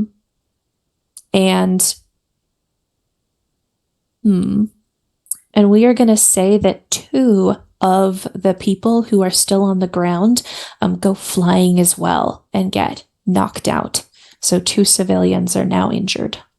So did I still take the heavy damage then since Chico's hand came in? No, go ahead and erase that. You are still on the ground, just kind of blinking as all of that happened inches from your face.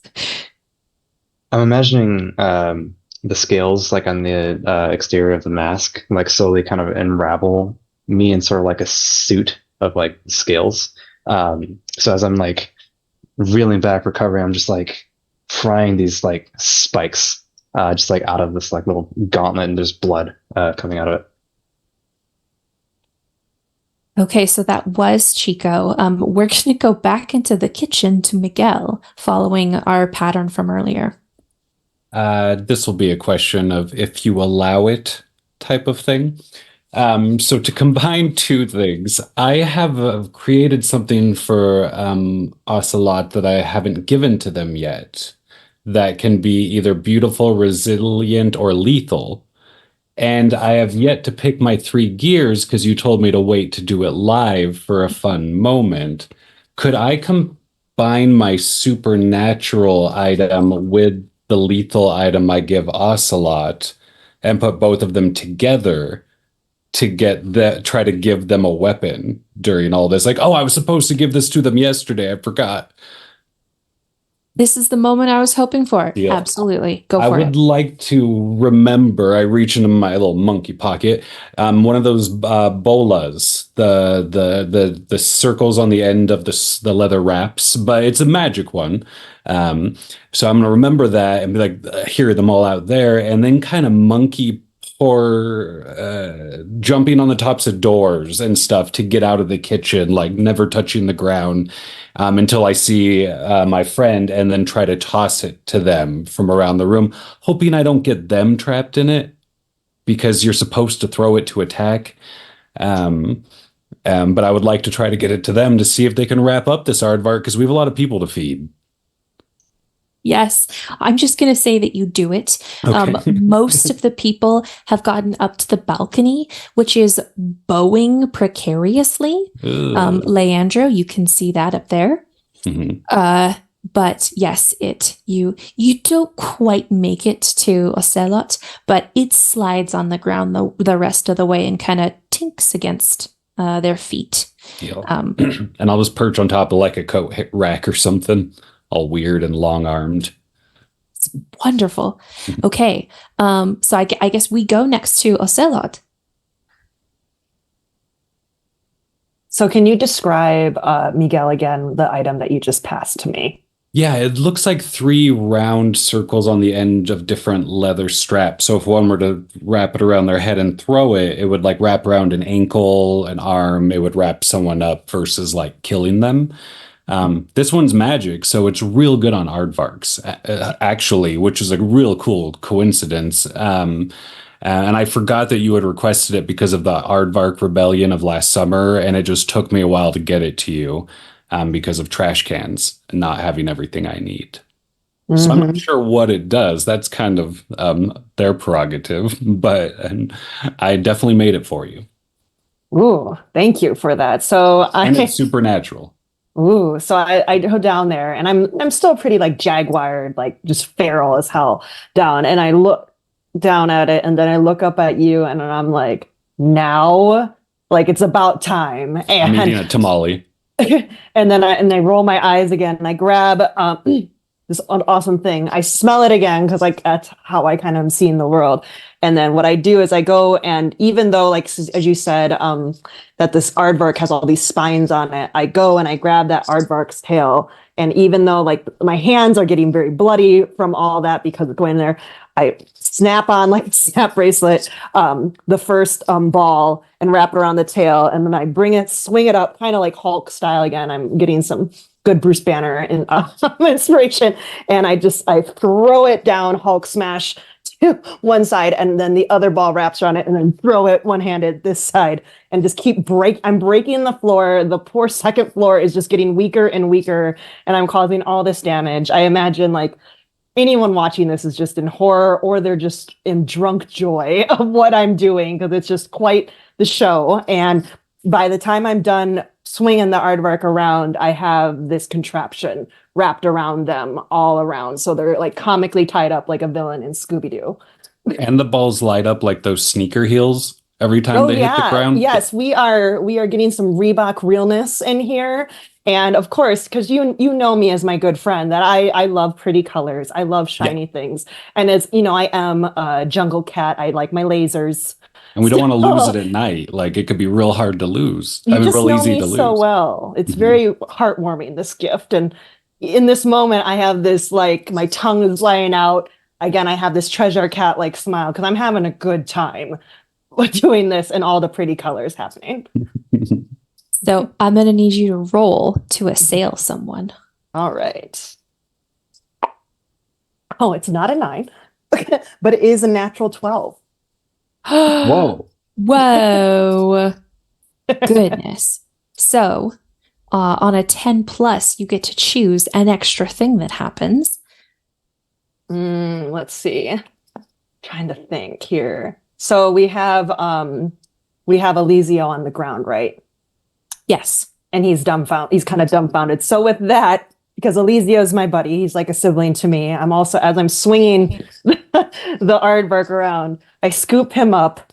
I put him on his haunches, get him upright as I do that. And as I slam the aardvark down, I push him on top to give it some weight so it can't move. And so Eliseo is there, and I like pat him on the head, and I'm kind of like proudly going here, and kind of made it look like we share a victory. That's my way of sharing the spotlight, picking up my friend from the ground and getting him into the brawl with me.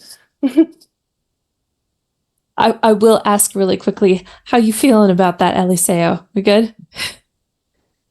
Yeah, I just kind of grit my teeth that the wind knocked out of me and go, thanks. The aardvark creature it's wrecked. It hits the ground the last time Eliseo gets shoved on top of it. And Eliseo, you can feel like a balloon losing air. It is just as sort of the last breath exits its lungs, and this creature is no longer moving after all of that. Sholo, who is still on the table, who had been like looking for his opportunity, jumps off of the table and lands on his feet right next to Eliseo, gives another howl, and then starts jumping up and down like he's doing some extra damage to it right now. Thank you for the donation. All of you guys, clear harm tracks. Whoa. It's a Christmas miracle. It's got to be the cookies. So just mark them all back down to 0. Everybody's back at 0. Thank you, donations. Not stress, though, right? Just harm? Not stress, just harm. There's a different donation tier for the stress, just in case anybody's wondering. Okay. The cantina is beginning to lull. You still have the crowd. Almost all of the people who were here to enjoy their Christmas pasada are crammed either onto the staircase or up onto the balcony. Roman is almost dangling over the edge of the balcony, like ready to take another shot. Whereas Leandro, I think, is right behind him, trying to pull him back. making sure he doesn't fall like a parent with their child at the zoo. And I think this is a good time for us to take another break. Would anybody like to take a quick bio break? Yes, please. The Jaguar has done enough. Okay, so we've been playing for 2 hours. We're at the halfway mark, maybe a little bit past. So I'm going to say this time, let's do a 10-minute break, especially for us American West Coast. It's dinner time. So I'm going to go grab a snack. We can all be back here in 10 minutes. Sounds good. Okay, see you all in 10 minutes. Bye.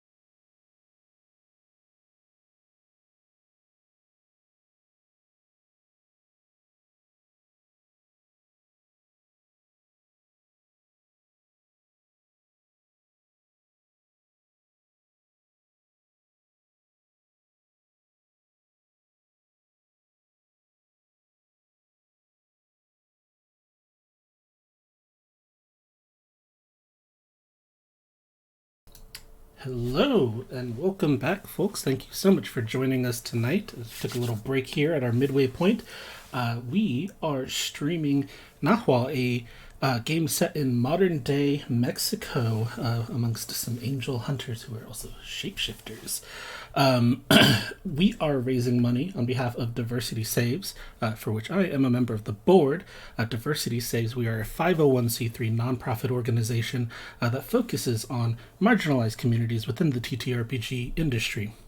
And specifically, we look to empower the voices of marginalized creators in this space. Our grant program is currently open. We are accepting grant applications as of right now. If you go to diversitysaves.org, if you are a creator from the marginalized community, or if you are a creator who is looking to create a project that is going to empower diversity and inclusion, we would love to hear from you to see if we can help to fund a future project for you, or at least provide partial funding. So please do apply for a grant. It doesn't cost anything to apply, and we're always happy to point people in the right direction, even if they don't fit in quite with what our mission statement is. So in addition to that, we have a lovely community over on Discord. Anyone's welcome to join. You can find all of our information on diversitysaves.org. And today we are raising money to help fund programs such as our grants and other charitable activities with the help of Susan here is running an amazing game with Rahrah, Audrey, Zara, Vinicius, and Chaotic. So I will pass it back to them, and we will get back to the Nahual game. Go ahead, Susan. When last we saw our heroes, they were standing amidst the wreckage of their cantina. So there are 25-ish people, give or take the several, that are unconscious on the ground, crammed up onto the stairs and onto the balcony, plus an opossum and a federal cop. On the ground, sort of front and center, is the aardvark creature. Ocelot is standing next to it. Eliseo is on top of it, as well as Sholo, who's jumping up and down, dealing all that extra damage. And from a safe space high in the rafters, we have Miguel, still in his monkey form, watching all of this happening. What do you guys do? Immediately, I'm running over to the folks who got hit, just making sure that they're okay. And parkour back into the kitchen because there's an unconscious large man on the floor with no shoelaces. I am trying to get people go back downstairs because, like, the danger has passed, and people should probably go home at this point. Like, the party's over. The door has been destroyed. Go home. Chico, the people who are on the ground aren't actually unconscious. They were hurt. One person is holding their ribs, the other is holding a shoulder that's dislocated. But it looks like they just stayed down because they knew that might have been the best place for them. So they get up and they dial. People are dialing an ambulance, and it is the children, the young folks, that actually start the journey from upstairs to downstairs, because there's an unconscious extra large aardvark inside of a building. Remember, it is just you guys and Roman that can see how altered this creature is. There's a little girl who's clinging to her mother and crying because she hopes it's not the aardvark from the zoo. It's her favorite animal. Everybody's asking, how did this get here? Lots of cell phones are out. Pictures are being taken. Sholo jumps off of the aardvark and is doing this weird thing. Kind of makes him look like a chicken, but he's like barking and like putting his arms back and like trying to keep people like away from this creature, where the creature that his hermano has rightfully smashed into the ground. And I'm posing for these pictures that are being taken because I did the heavy lifting. So yes.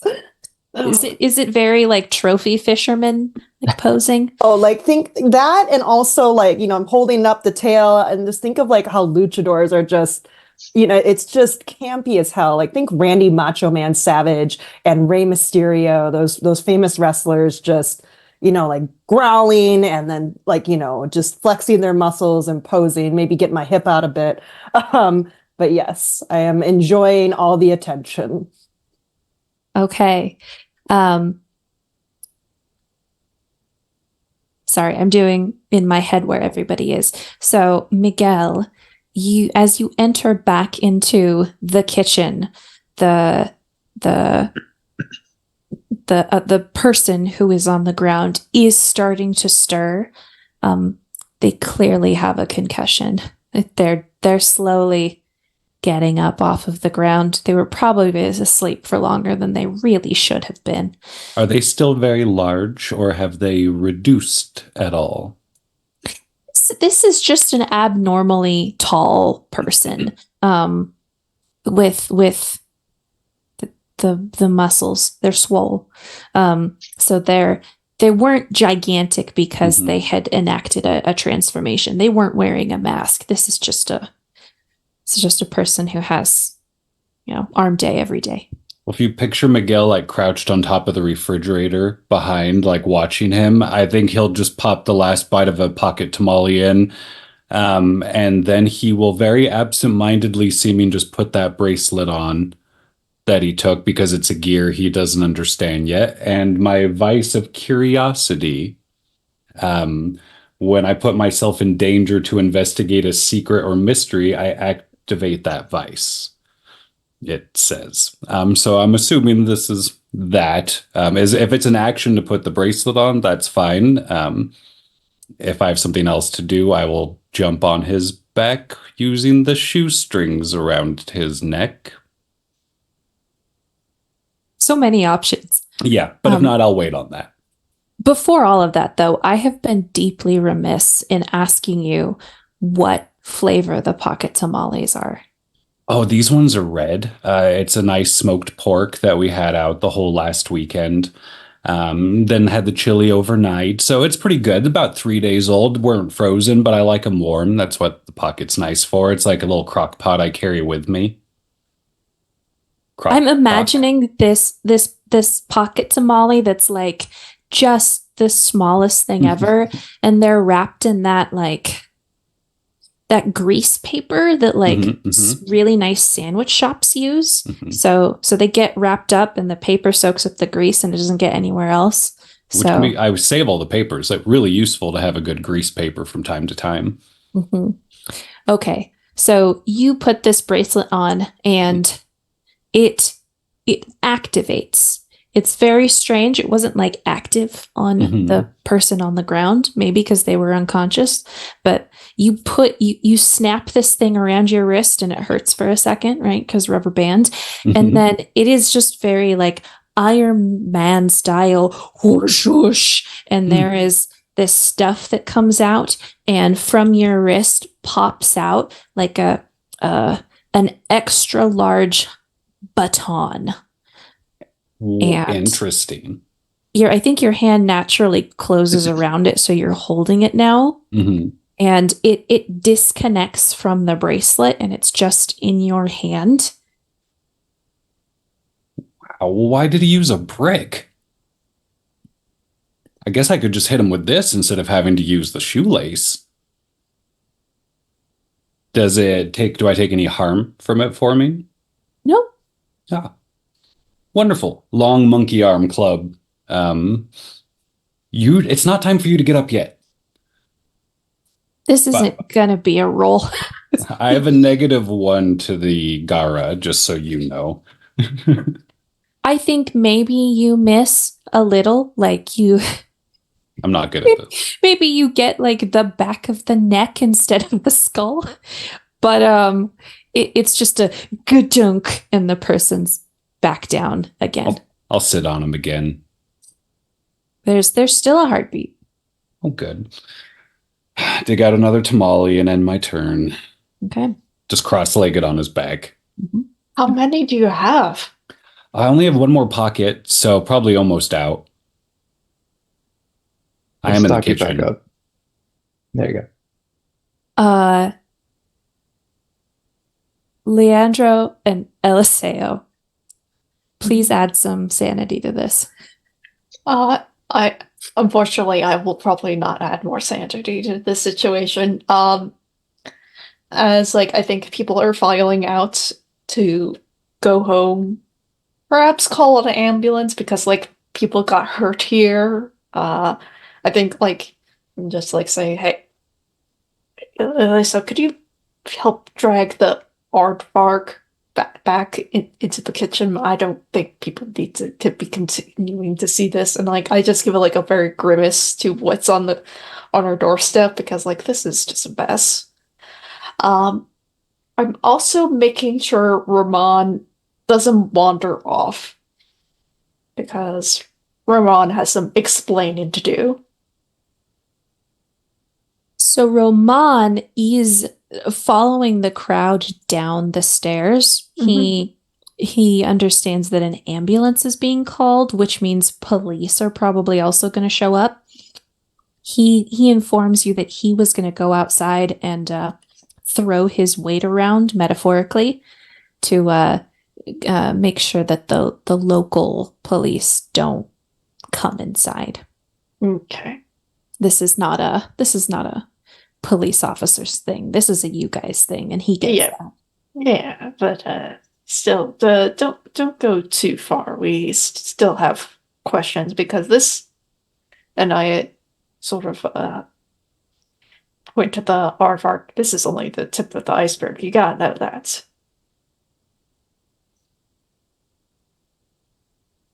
Eliseo, where are you guys dragging the aardvark to? I guess to the back of the kitchen next to the other guy. Seems like Miguel's kept things pretty quiet there. But it's not easy to drag this thing because Ocelot is still trying to showboat and kind of has like one leg propped up on top of it. So it's just, it was already huge, but it's just really not easy to drag this right now. I will let you guys know the kitchen. Maybe I didn't do it justice. The kitchen is very small. Like the kitchen is. There's already a 6-foot human being lying prone on the floor, and Miguel isn't taking up much more space because he's sitting on top of the human. But I think maybe 3 more people standing up could fit in the kitchen. The aardvark is not getting through the doorway unless you make it get through the doorway. Oh. Maybe And Miguel, we need you. Maybe you can bring that through the alley. Oh no, there's room to sit him on top of this guy. We may need your talents, Miguel. His bracelet gave me a stick.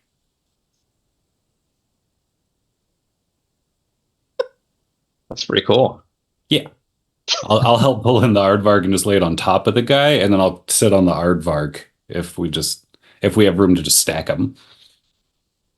The aardvark isn't getting through the kitchen door unless some appendages come off of it.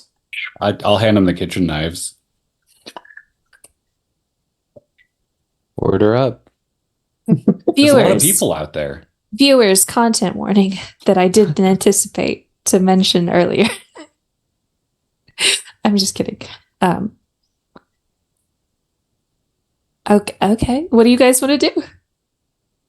So as my foot is still on this aardvark and such like that, and I notice that my pack cannot get it through the kitchen, and I roll my eyes because again, like these kids, because I'm the eldest.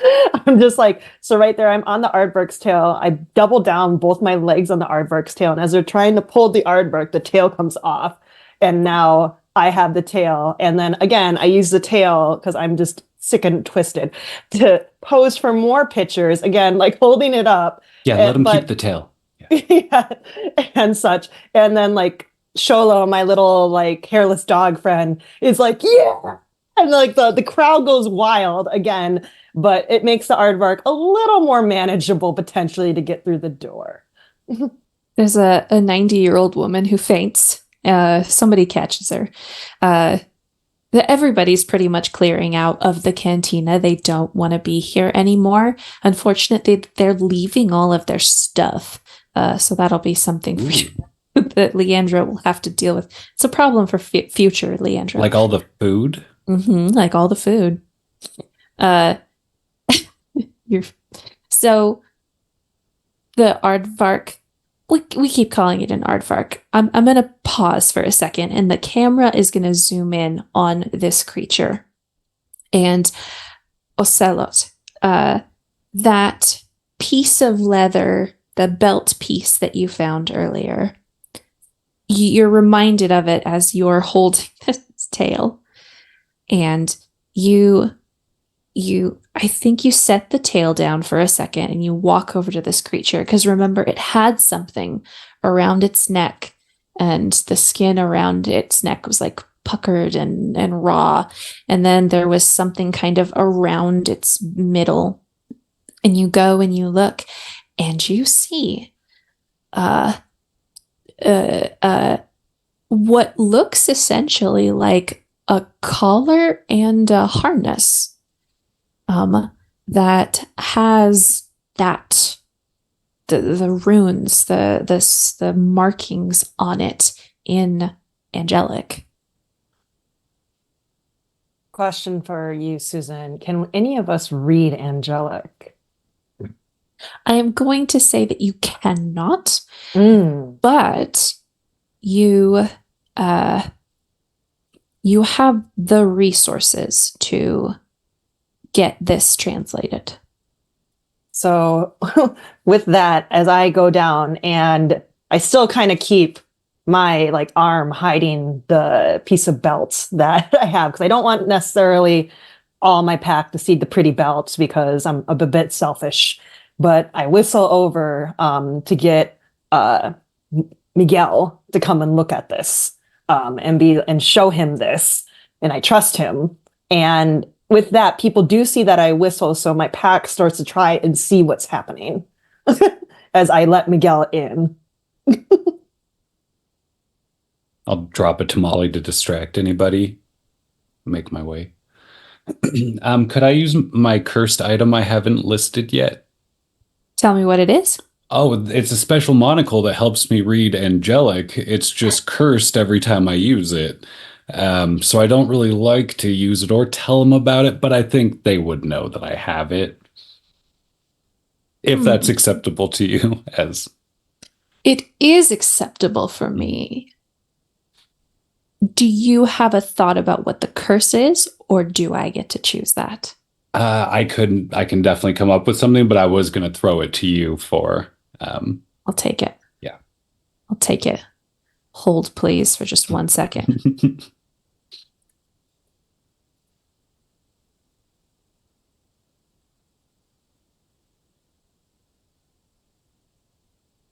And I hate using it because it's real moist.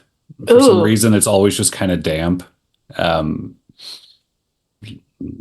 Get acne around my eye like every time. Oh, God. Fucking hate it. Yeah. That is not the curse. The curse is going to be worse than that. But yes, Miguel walks up and is like, oh, and opens up. You guys know to be his tambache. Wait, hold on a second. No, that's the wrong character. That's the wrong character. Yeah. I have pockets. You have pockets. You have your pockets. Sorry. Tambache is one of my favorite moves, and I constantly forget it's the opossums. So the mono pulls out from one of his many pockets this monocle right? It's like we're going back in time to ye olden times. The moist monocle. A moist monocle. And you see him put it on.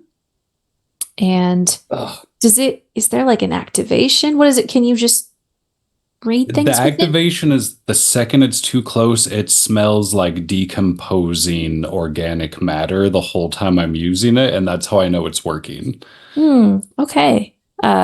So yes, you are looking at this collar and harness to this creature, and you see that these sigils and the written language in between the magic sigils, this is binding magic that has been woven into artifacts of ownership. So the collar and the harness bind this Diablo to a individual person. And it in the angelic script, it just says the master. Like, it doesn't give a person's name. Would we understand that maybe this thing went wild because part of its collar binding broke that they found, or that it went wild because that's what it was supposed to do on the cantina? So you see that it's not broken. Okay. Like, it's still wearing the collar and harness. Like, no part of that has fallen off. Ooh. So where Ocelot's piece came from, we're not sure. They're not sure. But you can see that this is it's intact. Nothing's scratched off. So like we could take it off and wear it? If you wanted to. Oh, just checking. Yeah. It's not Dungeons and Dragons where it will like shrink to fit the person that owns it, but yeah. I would never try it on with all my friends in the room. I mean, I'll relay. It's some sort of binding ownership, like a dog tag kind of for an aardvark. So an ard tag. We'll call him Artagan. But anyway, he belongs to somebody. So we should eat him fast if we're going to eat him.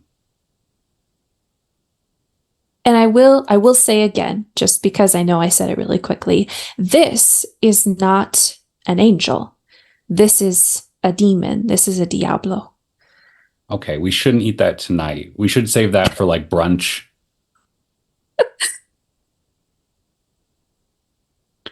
I think Miguel hasn't been here for that many years. He's not native, so I think he's a little looking to his elders. I don't know how many of these I've encountered personally. What do y'all think? Brunch? I start rolling up my sleeves and getting the knives out. Like, I've done this too many times. But is demon meat like less valuable than angels? Only the Slim Jim factories buy it, and I don't even know if they're open today. Yes. I am going to say that the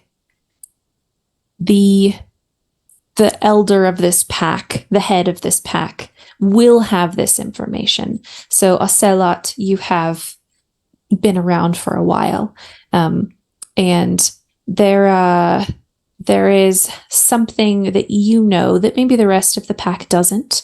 The difference between an angel and a demon is minuscule.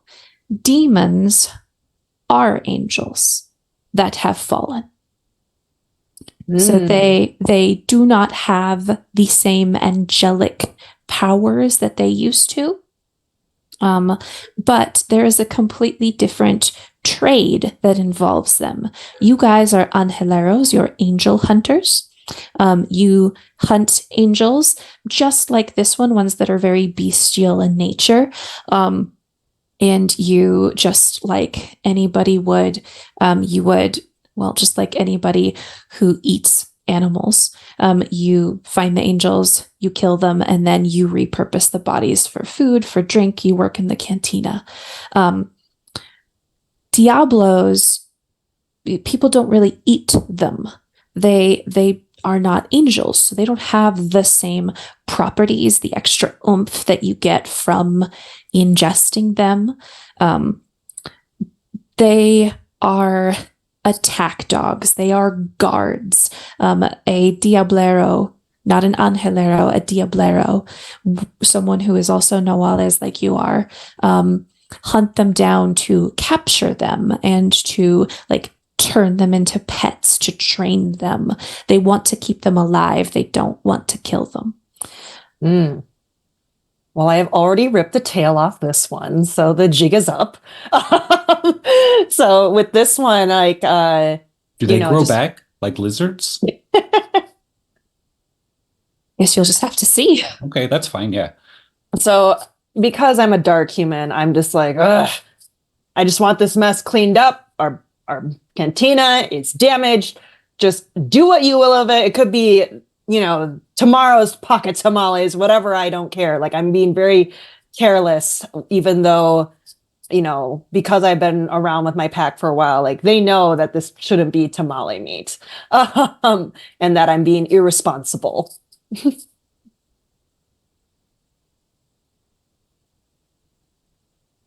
So we got a wonderful donation here for a helpful item. But I think instead of an item, I'm going to do something else that's really helpful.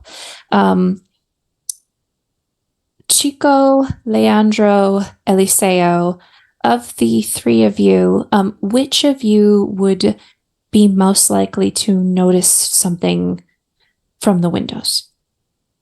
I probably Leandro, just because like he's trying to keep an eye on Ramon as Ramon is like trying to talk to the police about like, hey, what's going on here? No, it was like the kerfuffle just happened outside of the establishment, not within the establishment, like that sort of thing. So like I'm just like looking outside, watching Ramon do his thing, make sure he doesn't wander off and whatnot. So this makes perfect sense, actually, because you were the person in the cantina when the Campos o Seguera families came in to start their posada.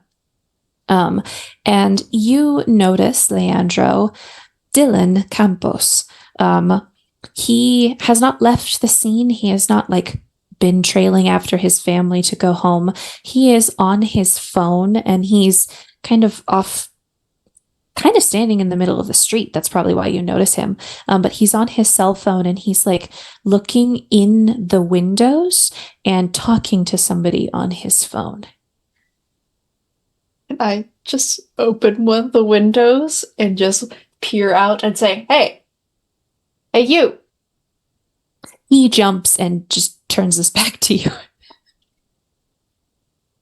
Yeah, I'm just then going to close the window, leave the establishment, and just go just walking up, pretty casual type of thing, because what is this guy all about? Dylan, I don't know much about Dylan. Probably just know his name, really. The Campos and the Osegueras are two big families that live in the barrio. Not everybody came to the posada tonight, but still with both families, there were 25, 30 people in your cantina, which is probably pushing fire hazard limit. And the families are known. They own a lot of businesses. Their kids, they're people coming in and out. So I think you just recognize Dylan as just some 20-something-year-old who comes in every once in a while and drinks, and that's what you know about him. Everybody else, I'm gonna say that you hear Leandro shouting and leaving the establishment. What does everybody else do? Chico, I think, has gotten rather upset because he never likes it when something attacks, our home. So I think he's finally going for the shotgun. And he is set on figuring out where this thing came from. Okay.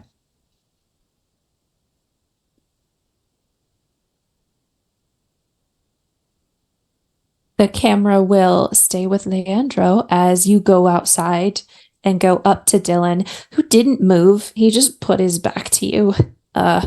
So pretending like if I can't see him, he can't see me. Honestly, like if you're going to be making phone calls in the middle of the street, you could have just gone to like the other side. He jumps. Less suspicious that way.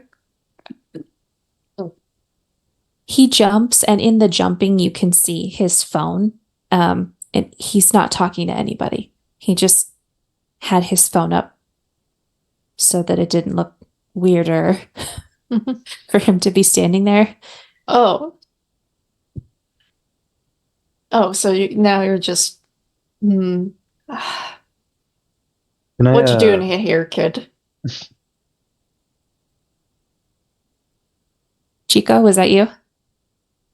No, sorry. You can continue.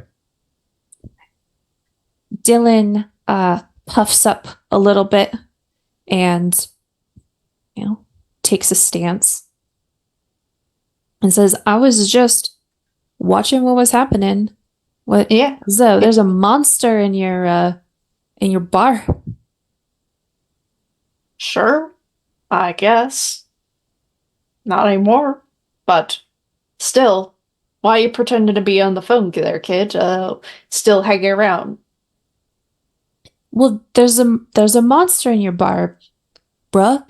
What are you gonna do with it? I don't know. Haven't figured that part out yet. My compatriots that where am I going with this? This accents, I don't know. My compadres, they're currently discussing that, but you're sticking out like a sore thumb there. Pretending to talk to people, looking out our windows. That's also pretty weird. Well, I don't want to deprive you of some really great role-playing opportunities, but I do want to remind everybody here that there is a move called Figure Someone Out. yes, I think at this point that would trigger. Okay. All right, so when you figure someone out, you're going to roll with Barrio. Mm-hmm. Okay, Joe.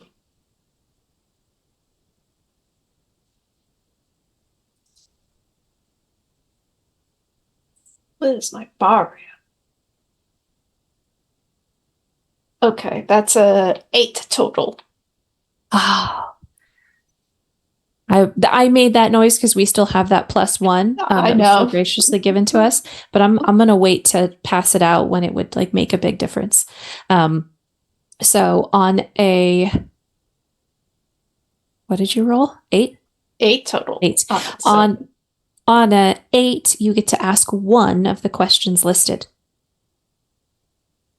What are your true intentions? Because like pretending to be on a phone is just really suspicious stuff.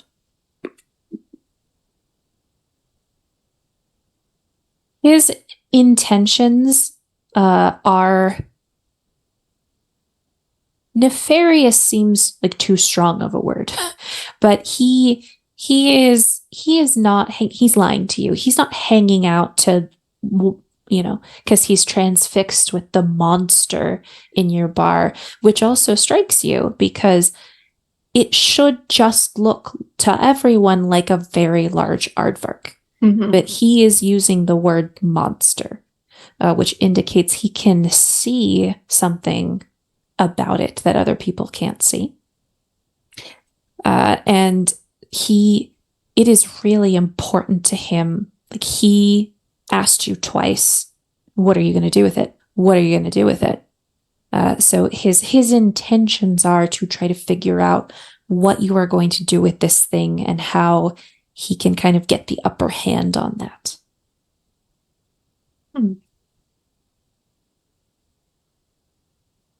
Who are you with, kid? Like, Nahual? Or something else? His eyebrows raise and he looks around him, and it's really just you two. Like the ambulance is here. Mhm.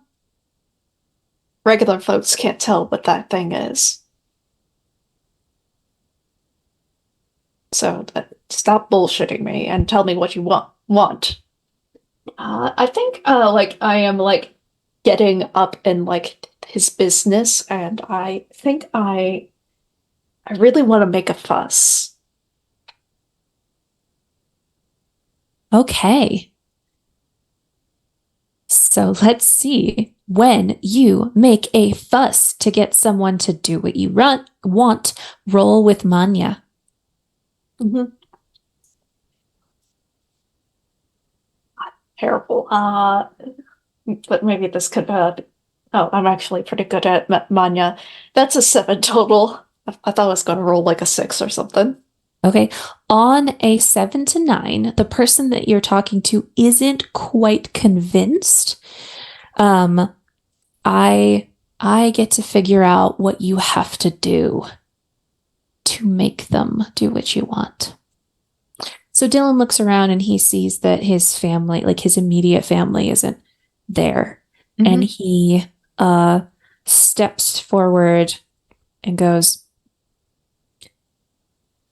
listen, I'll tell you everything. Can we go back inside? Sure, that's reasonable.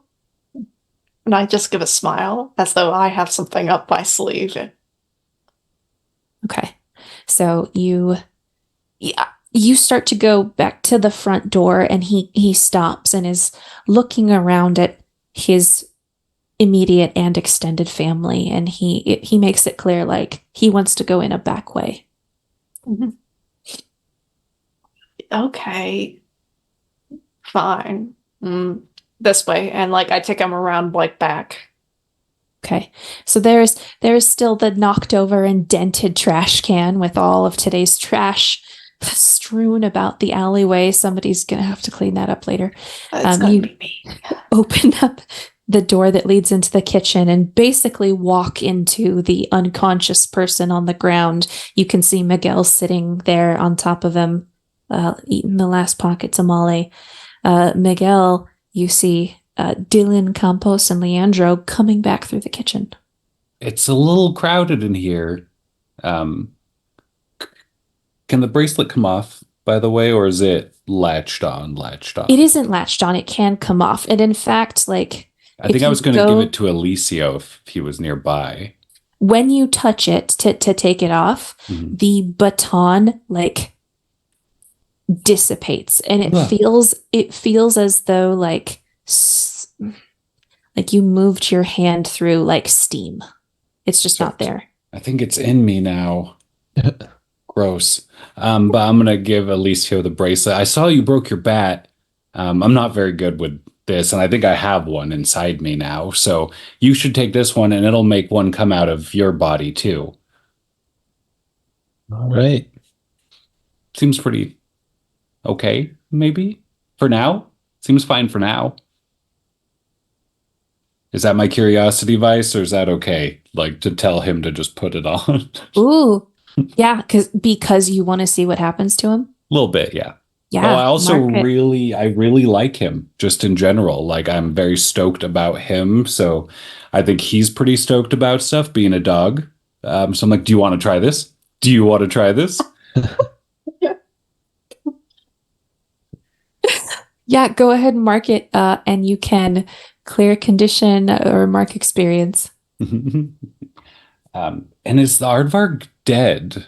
It's dead. Okay. The demon maybe start aardvark. I was going to start patching up its tail if it was still alive. So I've been kind of skeptical of some of the, like Miguel does a lot of cool things, but sometimes I feel like he's taking it too far. So I'm not really sure about putting this bracelet on, and maybe looking to Ocelot. Like, do you think this is a good idea? Says WWMD. What would Miguel do? I sniff the bracelet. I look at you, and then I look over at Miguel. And what does Miguel do when I shoot him a look? It made a baton come out of my hand, and I'm just real bad with weapons. And then, knowing that Miguel is like the man of gadgets and my tech dude, I look back at Alicio, and then I look over to Chico, and then what does Chico do when I shoot them a look? Just kind of assessing. I give you a shrug. Like, sounds useful. And I'm just like, And I just look over at Alicio, and I'm like, I think you can try it. I mean, do you want to be a good dog or a bad dog? And I kind of just poke him a bit. Kind of like, I don't want to tell him what to do, but I want to just see what happens, because I'm very comfortable with Alicio being like a sibling to me. And also I know Alicio can get a little wild if I want him to. So I'm putting the pressure back on Alicio. And the fact that I mentioned the word good dog or bad dog, I think that can potentially hit a tender spot for Alicio. Yeah, I just roll my eyes at that comment and say, well, state can't get any weirder, so I just put it on. That the same thing happens to you, Eliseo. You put the bracelet on and it glows for a second, and kind of from it and into your hand, this kind of extra large mystic baton appears. You can play fetch with yourself forever. Oh my goodness. That's why I wanted you to have it. Thanks. For sure. Yes, no, he's not actually a dog, right? Well, yeah, but I mean, I'm not really a monkey. Exactly. Just scratching myself. It looks good. I think you look good. Seems useful for beating someone's ass, which is what we should get back to. Unfair pinata advantage, though. So just from here on out, we all should remember -1 point for Alicio. So Dylan has been kind of standing in the open doorway watching this whole exchange. There really is not room for both him and Leandro to enter into the kitchen with all of you, plus Demon, plus Unconscious and Hilaro. Let's take this to the bar and discuss some things. Why'd you bring them back here? This seems like the worst place to bring them, like literally. I didn't think that A, y'all would be in here. B, that there is an unconscious person back here. Who is this? So we had to track down the person he was with, but from what I can tell, it seems like there's a girl told some friends, and then some friends told some friends about someone who would be here, and then somehow this guy got involved and had her bring a mirror. Okay, I think I know what's going on. Dylan goes white and looks at you, Chico, and says, "Is it Bria all right?" Oh, so you're involved with this as well. Great. How old is Dylan? In the 20s somewhere. Okay. In that case, I'm going to start puffing my chest. I'm going to get in his face. I'm going to go, what the fuck is going on? Yeah, why do you have one stick of gum? And no shoelaces? What? Just putting the pieces together. Miguel, did you steal this guy's shoelaces? You should really stop doing that. I just dragged him in here. I have them. Sorry. But seriously, one piece of gum. Tell us, he was with a girl. Was he going to give it to her? Was it for him? Was it not for her? Did she already have some? Did she offer him the gum? What's up with the gum? Oh, do you have any gum? Chico. Yeah, what's you up? Get in this kid's face, and Dylan puffs up as well, but he immediately like he leans back from you. He understands the dynamic here. So it is a very awkward, like, I'm gonna stand up to you. And he says, I was just checking to make sure, is she all right? I'll answer your questions. You tell me if she's all right. I'm gonna like give him a look. It's like I just want the look to convey that that's not how this is gonna work. Man, come on. I don't want anybody to get hurt. None of this is my fault. Who is that? The on the ground? Yep. I don't know who that is. But Who does know who think, that is? well, a Bree. I don't know if she knows who it is. Look, Oh, that is mine.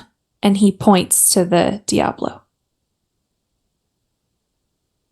Oh, well, it's dead now. No shit, Sherlock. Why'd you guys have to kill it? Well, can't have a rampage monster in our place of business.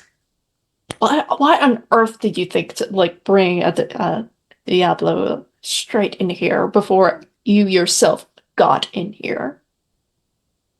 I was here. Oh, just let me breathe, man. And he like goes to push Chico like a step back. If he's gonna do that, then I'm just gonna like grab him by the collar and just like keep him right up next to me. Hey, kid, who are you looking for? Leandro, I said I'd answer your questions. Make this goon put me down. Well, you could be a little bit nicer. Say you're sorry, and maybe Chico will let you go. Hold him close. I'm like, yeah, say you're sorry.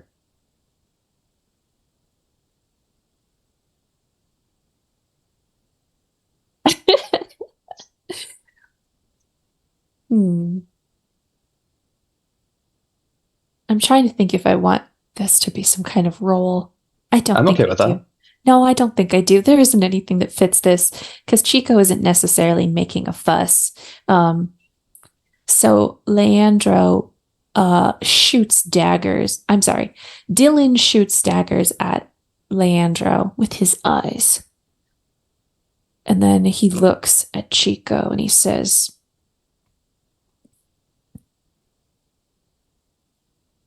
Lo siento. I'm back.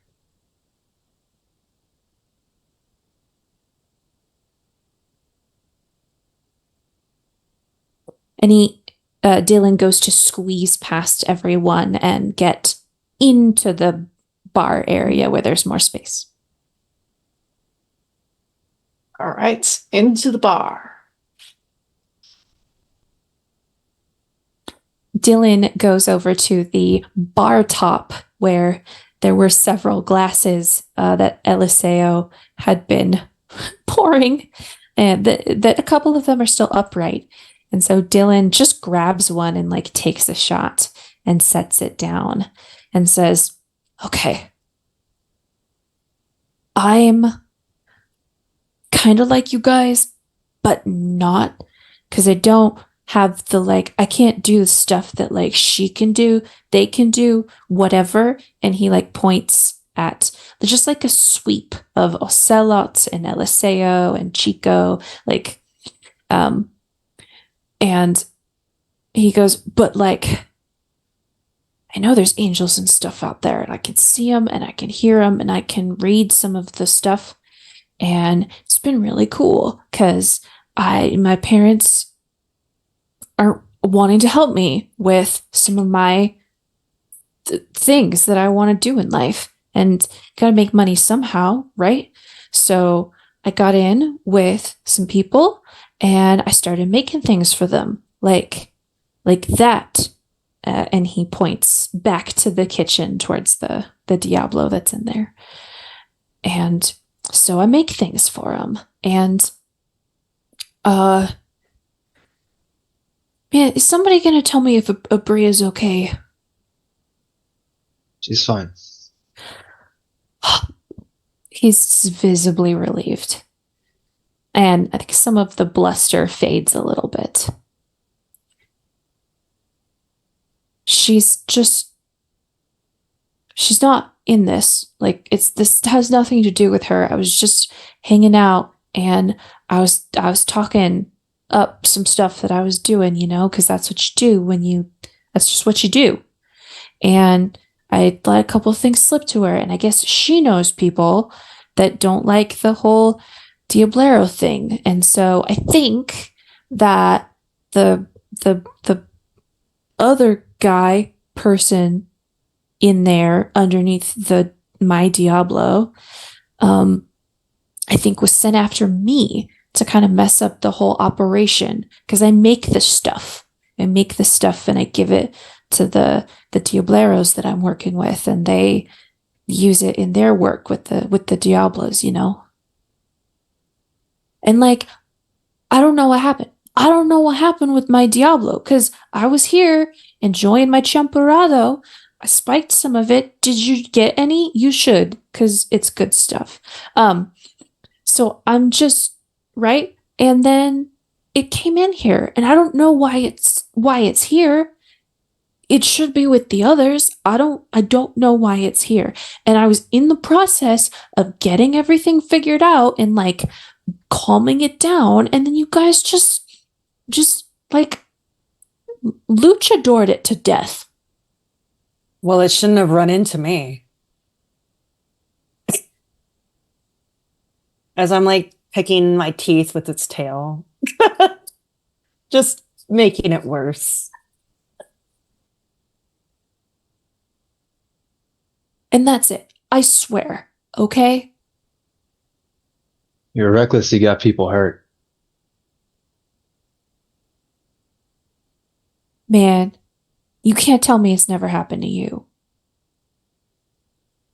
I think I can tell you that, actually. All right, listen.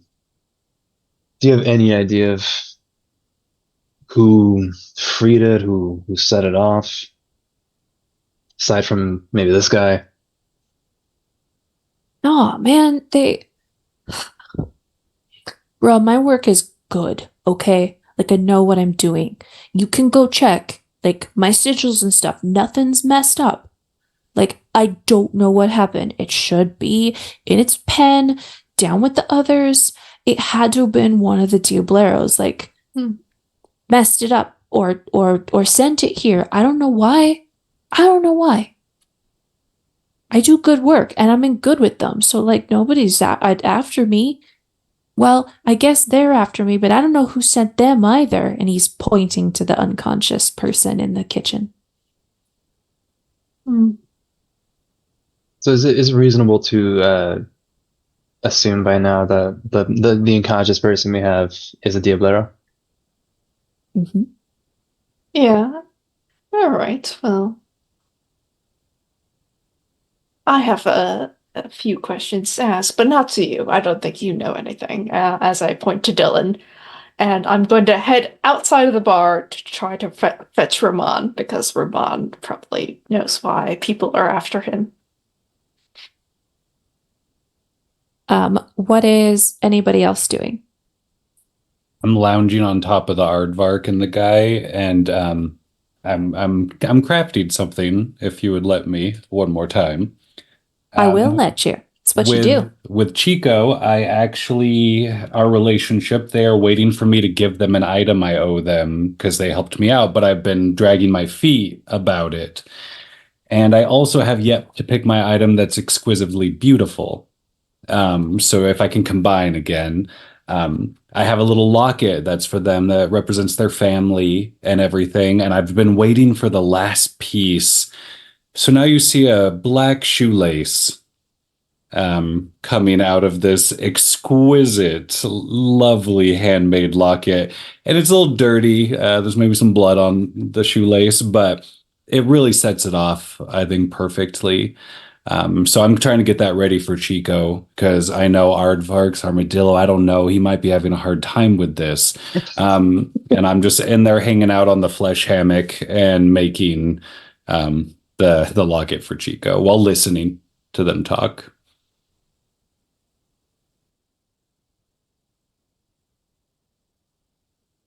Beautiful. I think I'm checking in on our perro, my Alicio, and being like, "You good, dude?"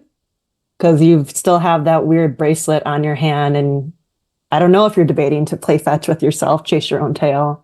Just want to check in on you. But then I have my other eye on our Teclache, who, I'm afraid he's going to get himself hurt, and I have more mess for me to clean up. So I check in with Alicio, and I also check. I'm trying to look and see where Leandro is going. I'm like, hey, Ocelot, help me with this. And I'm trying to sit up the unconscious guy now that we learned we might need some information from him to tie him up so we can actually let him wake up eventually and maybe ask him some questions.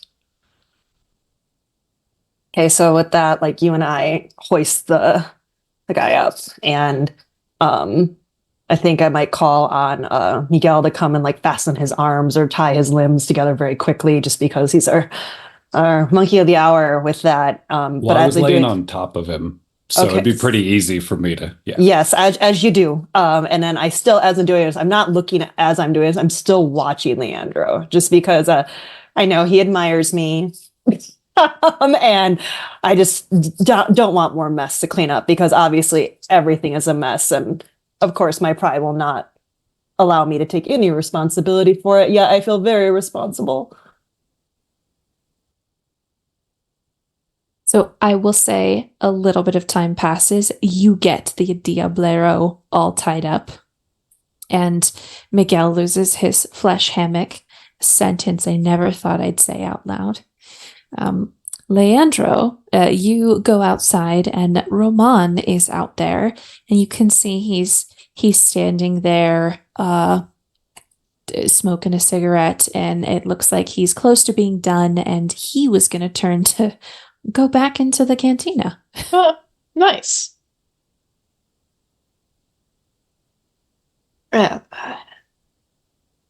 So, yeah, Roman, it seems that you got yourself quite a bit of a pickle here, haven't you? Huh?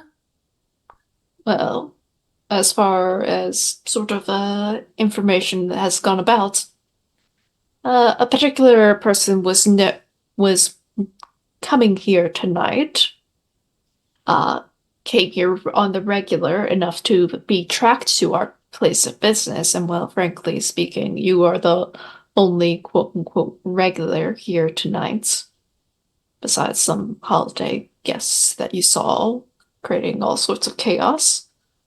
So, I'm thinking that, because I still have the notebook, I didn't give it back to Roman, so I'm thinking, where on earth did you get this? Oh.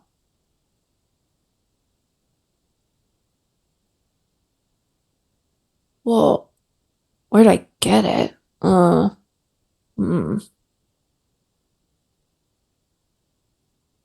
We got a call in the office precinct, wherever federal cops are, and we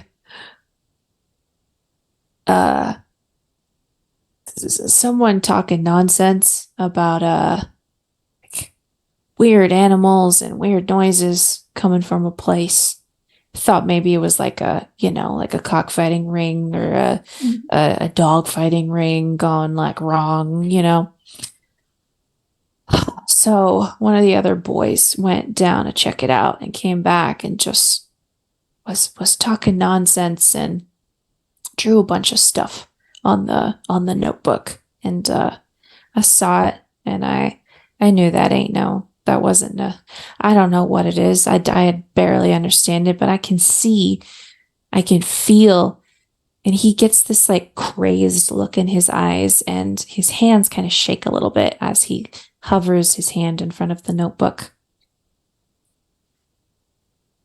It's from the creatures that aren't supposed to be here. I know it. I've seen it. And I know you guys are like the TV show, the two people that like do the stuff with the aliens. So I brought it to you guys. And I told my buddies, and I was looking into it, but I'm not. And he steps away from you, a little nervous. I know. And then you'll take care of it for me. Mm-hmm.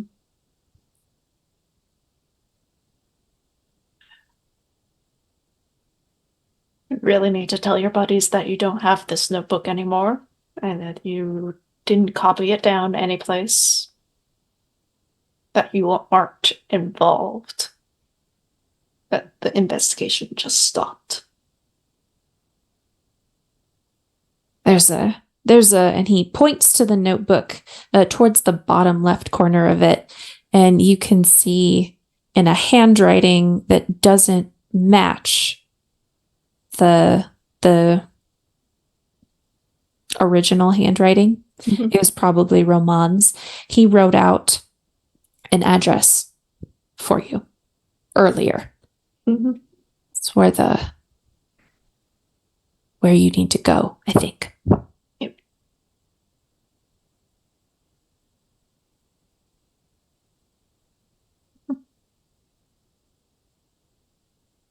Yes, thank you, Roman. I think this has gained a little bit more clarity about what's going on. It's rather unfortunate that you got involved because, well, it seems to be a little bit more dangerous than what you can handle.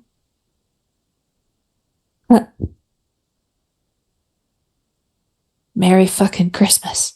And he walks back into your cantina Like we awkwardly just go back at the same at time. the same time. He goes behind the bar Mhm. and just starts pulling bottles out. Yeah, that's fine.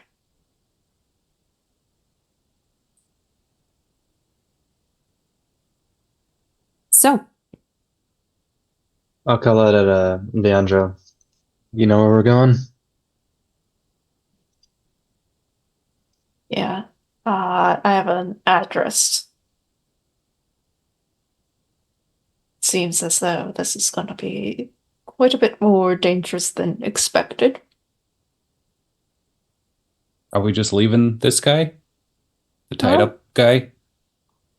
We could wait around for him to wake up. I could make him wake up.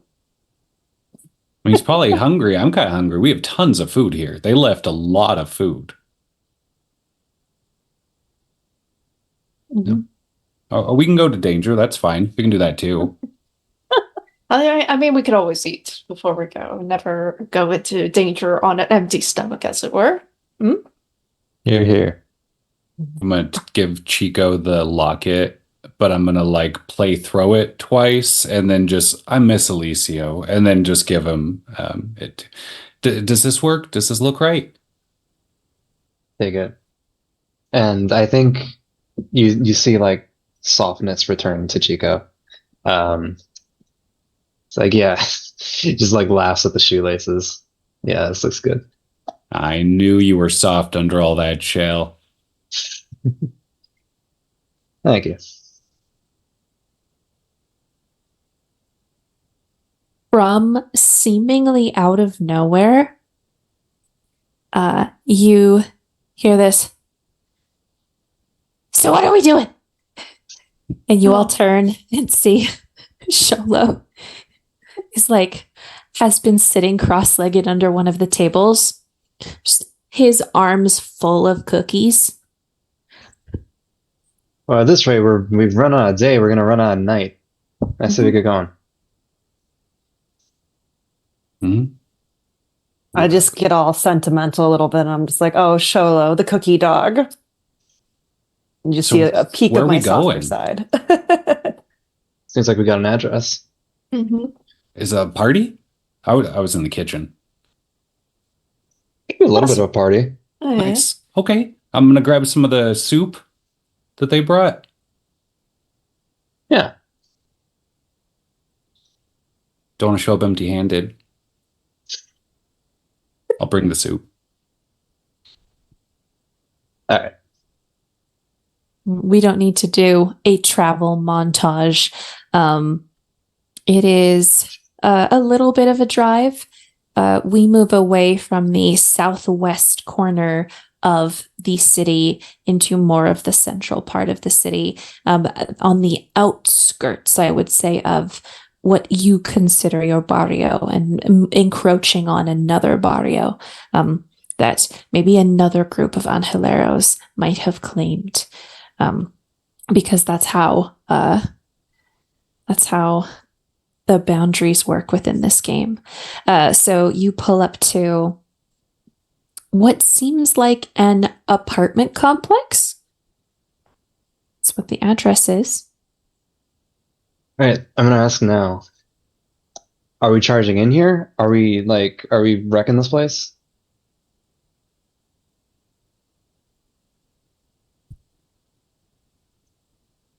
I'll look into our elder.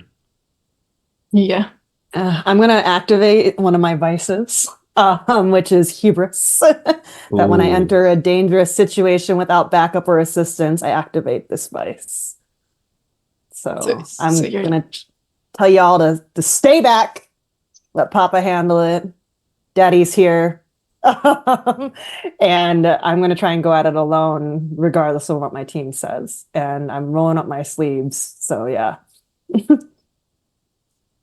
Miguel just whispers, "My dad left too, so I guess this makes sense." And I'll eat the soup while crying into the soup. Tear soup. I just Okay. run after Ocelot because when they go off on their own, they usually get into trouble. Yeah, that's not happening.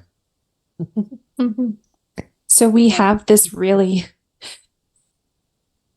wonderful moment of Ocelot kind of bursting out of the car and heading up to the building and pushing on the buzzer to get the door open. And they're standing there, and I think just very slowly moving into frame on each side behind them is Chico and Eliseo. So Leandro and Miguel, are you hanging out in the car? You're keeping it running? Probably out of the car, at least on my end. Oh, yeah, I figured that since Ocelot is going in through the front, I might as well, since I do know, have an address. Presumably it says what floor this is on, yeah? It doesn't. It just says this complex. This is the address. Oh man. Maybe Ocelot thinks they're alone, then just hears slurping and turns around and all of us are right behind them. Yeah. This won't change my plans. I'm going to put on my Nahual mask. Oh yeah. Yeah, sure. and eat a little bit of the earth. And I'm just going to climb the building. Tell me first, what does it look like when you put the mask on? I think this mask is very leathery and it's very baggy looking, sort of a facsimile of an opossum. I think it as I start to transform, it's I grow this tail that whips back and forth, and my hands are a little bit more padded, as though I'm very good at grasping things. I cannot eat the soup with my mask on. It's a sort of solid feature. It really doesn't have a mouth per se, so it's very disturbing to hear me talk like this. But anyways, I just start climbing because I am really good at climbing things while in my Nahual form. Yes, you are. You are the Tlaquache. So you guys, maybe the camera frame is this. Ocelot there waiting for the door to open just to get into the building complex. And then flanked behind them is Eliseo and Chico. And then kind of behind them is our soup slurping Miguel. And then we see the camera kind of pan as off to the side.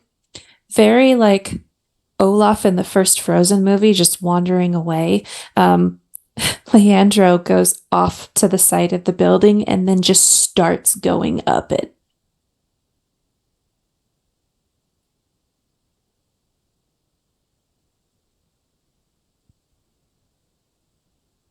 I love when they do that. Who opened the door? So the door swings open and there is nobody there.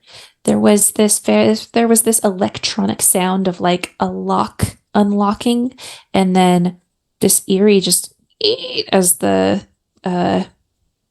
metal screen door like swings open to allow you guys entrance into the lobby of the apartment complex.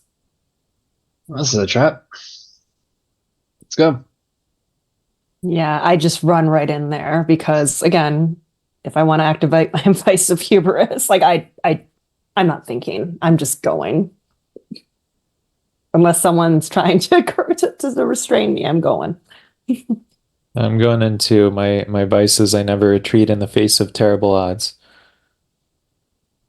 Ooh, activate your vice and mark experience or clear condition. I don't think anybody has conditions except for Ocelot, right? Believe Okay. so, yeah. Okay. Mine is Experience for everyone. Yeah, let's do it. Okay. This is not a terribly large apartment building. It's like 3 floors. So where are you going, taking the elevator? Are you taking the stairs? What are you doing?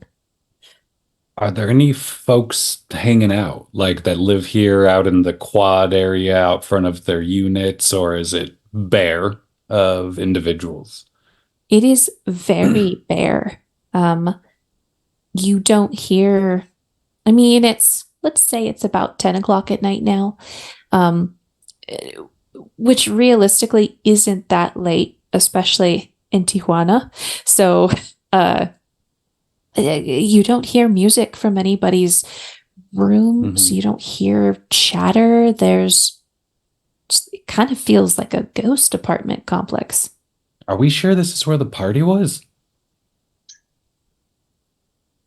And I say, we are the party. Oh, Exactly. There we go. Just waiting for it. Where's Oceloco?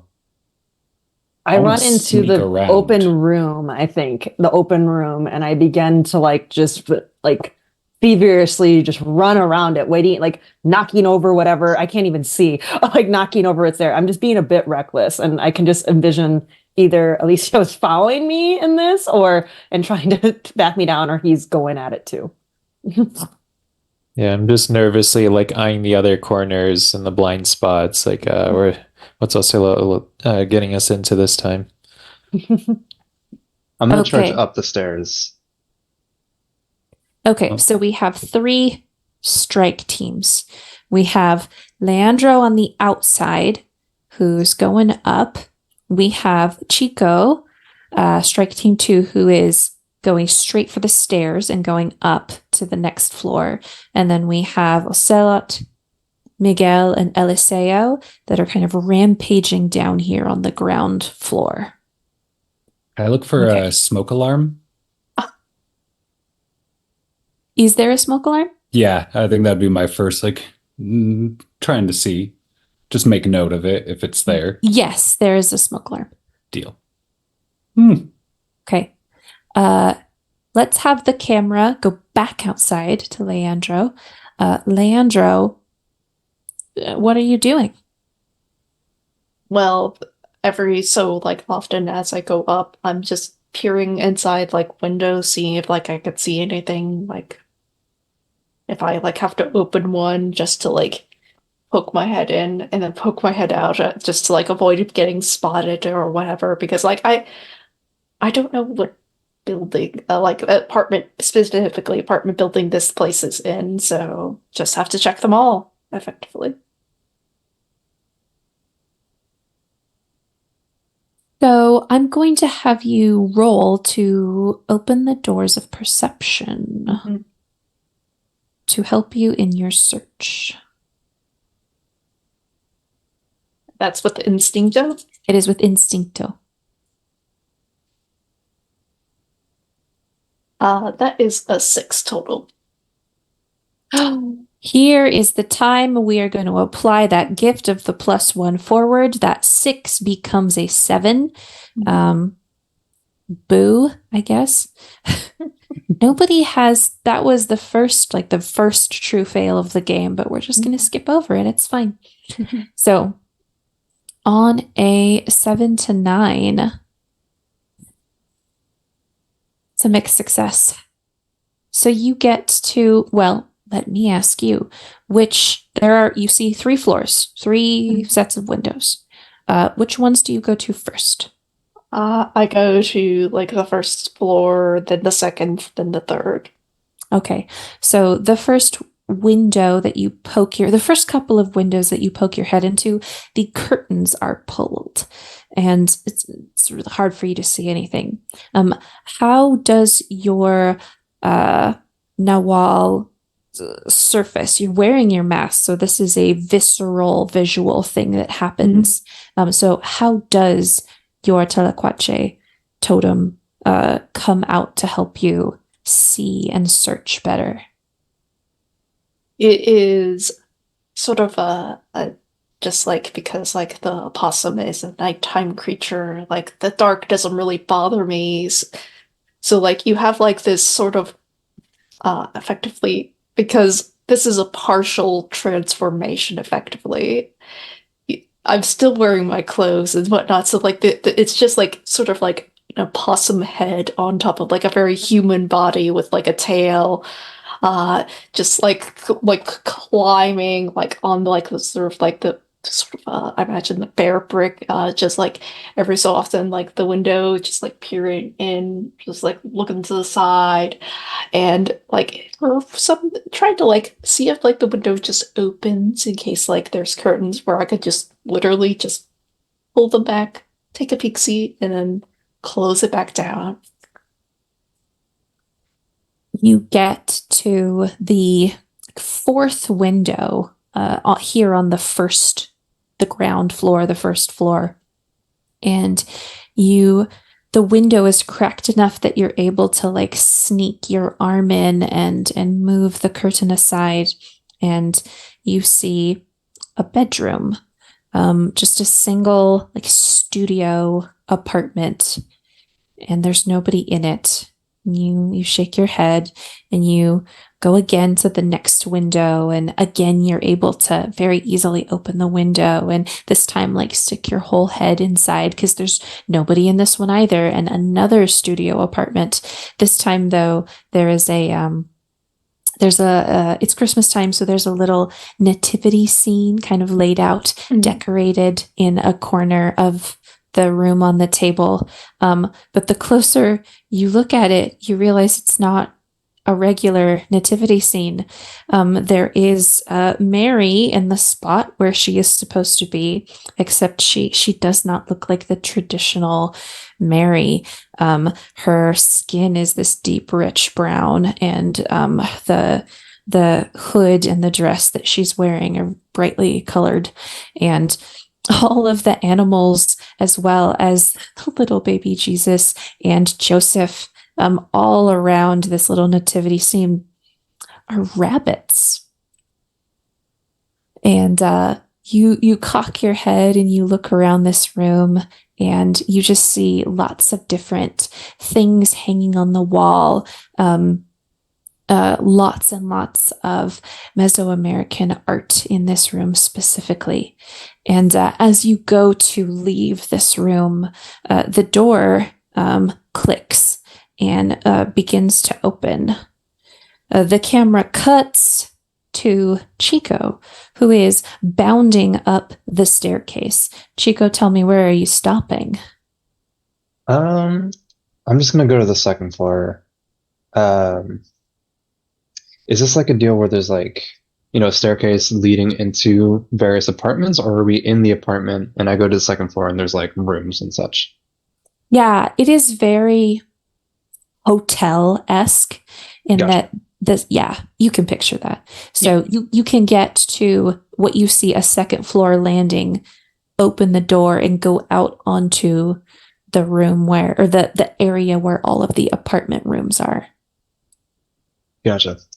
In that case, I'm just gonna like slowly just like walk through the hallway, just like, you know, paying attention to my surroundings, trying to see if I can hear anything.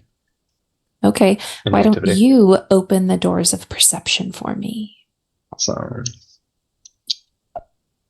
that is a 5 plus plus 0, so that's a 5. Our first fail of the game. Insane. Let's give it up. So excited. You get to do things.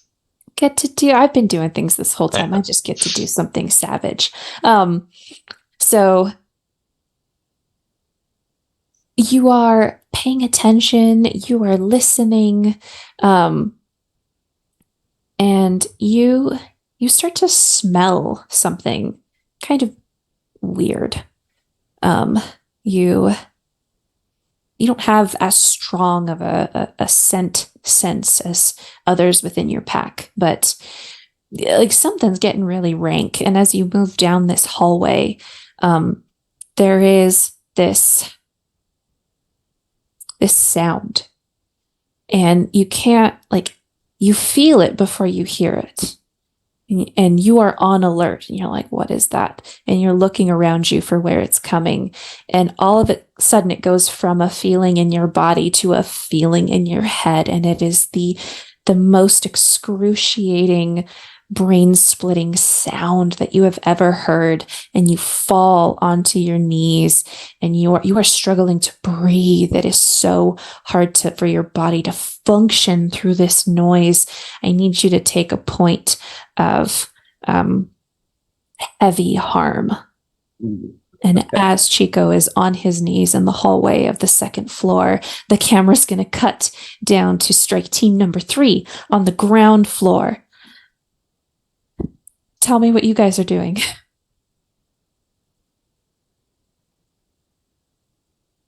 I would like to figure someone out, myself, if I could. Miguel's not sure how he's supposed to feel about this. He's like, are we scared? Are we mad? Like, I'm getting mixed signals and no one's talking about the bubble gum. I think his TISM has a hard time in moments like this to know what the group energy is. So I think he's going to try to figure that out, but he's also going to call Leandro to see where they are. Oh, Leandro, wait. Yeah, they're all climbing somewhere. I think he's just going to pull out a phone and call them up. Like, where'd you go? And not think about the ring blowing anyone's cover or anything like that.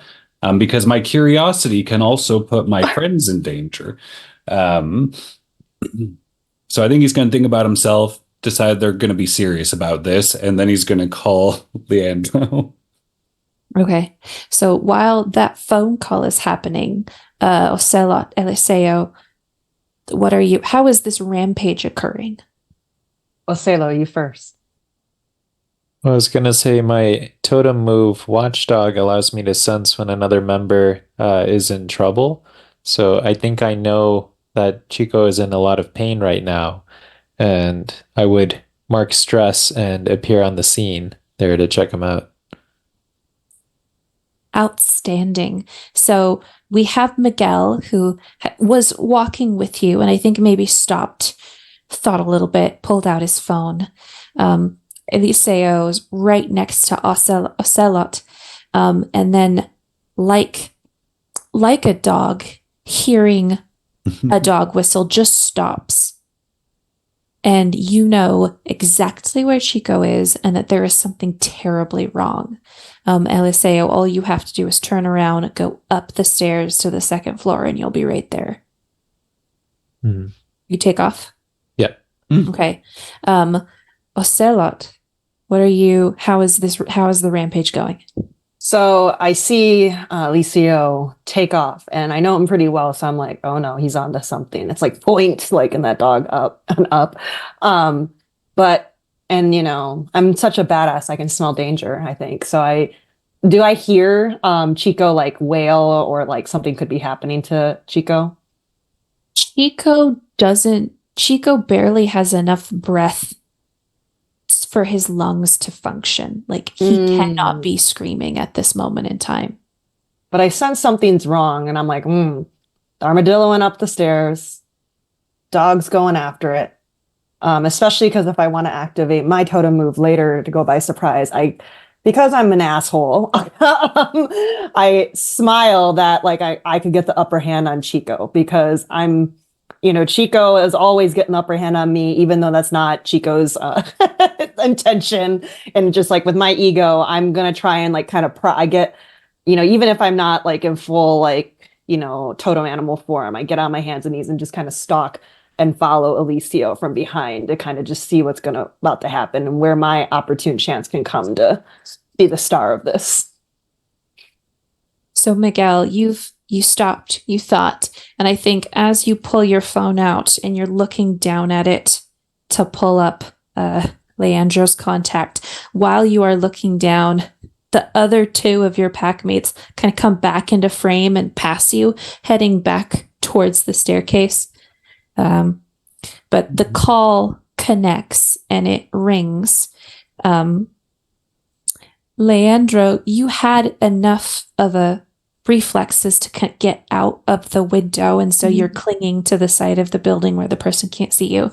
But then your phone rings. What do you do? I sort of like just sort of press the decline on it. So because like I can't get caught right now. Who is calling me at this hour? It's 10 o'clock at night. Leave me alone. Play somewhere playing dead. I'll follow my friends that just ran off. But I'll text them. Just sort of like a sad face at Leandro, and then follow my friends. Leandro, you hung up. What are you doing now? Well, since like it's obviously there's a person in this sort of room, and that seems like besides like it's being weird with like sort of the imagery, it doesn't seem like what we're exactly looking for. Like I'm going to go to the next room because like I think I'm looking for sort of this idea of like demonic stuff, angel stuff, anything of that nature. And while some people like have strange Christmas stuff, it may just be like, hey, this is their personal quarters. I'm looking for more sensitive information, if that makes sense. Okay. And it seems like they're occupied in this this place anyway, so maybe going into a different room work out a little bit better. You are able to make out that the bottom floor, the first floor of the building, is a bunch of studio apartments that were all, the ones that you could see into were all empty, except for this one person who was walking back into theirs. You move up to the second floor, and the very first window that you get to is closed and locked, and a blackout screen has been applied to it. Locked? Well, not for long. And you can see the faintest glimmer of something being etched into the wooden window pane. Yeah, well, it's not going to be locked for long because one of my other abilities is to bypass locks. It is, isn't it? Yeah. No door can hold Atzlaquache. So there is a click of this window and it opens up. But as you climb through it, I think you have enough supernatural perception in you to realize that when you cross the threshold of this window, the scribbling, the etching kind of flares for a second and then goes quiet. We're going to cut back to Chico on his knees, holding his head, struggling to breathe. And Ocelot, Eliseo, Miguel. Wait, Miguel, did you stay downstairs? I was probably a little bit behind them, but I was following them. But I stopped and made the call while they were full run. Yeah. You very easily get to the second floor and see Chico on his knees, gasping for breath and holding his head. So is the sound still going? Is it painful to us? You hear nothing. Oh. I would love to intervene on Chico's behalf, maybe running up to try to start pulling them up to give them that help on their next, or the +1 on their next attempt. Is that what it is? So intervene is a strange move. Intervene is something that you do to interrupt another player character's actions. So I can just say that you aid Chico. There isn't like a role aid, but we can role play this as you are aiding him. Yeah. I'll run right up to whatever they're in the middle of. Yeah, you get up to Chico and you can help him stand. Turn into a ball. I can roll you. Chico, you are physically aware that there are people around you. Your pack is here. They're trying to help, but you can't hear anything that they are saying, and it's taking everything you have to just breathe and be staying upright. Eliseo, Ocelot, did you want to do anything in this space?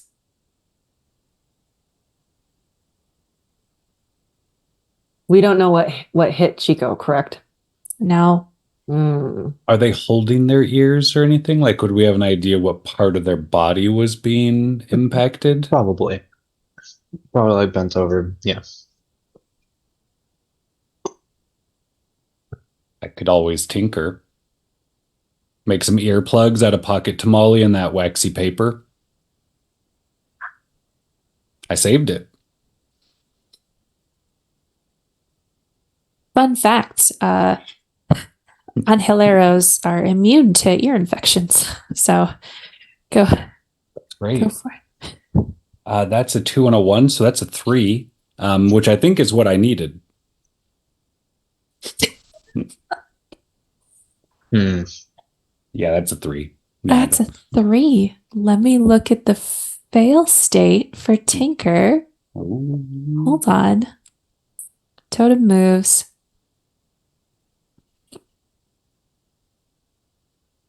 On a miss, all 3. Ah! Buena suerte. So, what is it that you were making? You said earplugs? Earplug, just out of a little bit of pocket tamale and grease papes. Pretty cash. Got some greasy peas. So, first, mark stress. Yeah, I will. Actually, they're earplugs. Chico, mark stress. Oh no. You got it. Well, because the first failure thing is they're as noisy as hell. So I put them in his ear and they're just really loud in his ear. Shit. The tamale and grease paper are really loud somehow. and it draws attention. It's so loud. Wow. Hold on. So, because Chico is using the item,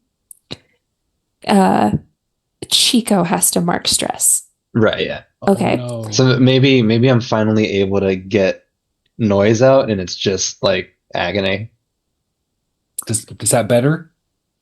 to justify the noise of these tamales. They go into your ears and they stick straight out. Just it looks as though someone has shoved like a very large chopstick in your ear. I'm gonna be very upset at the recipe for letting him do this. I was trying to help Chico. I'm a jerk, and as this is happening, I stop and I just start pointing and laughing at Chico. Oh, wait.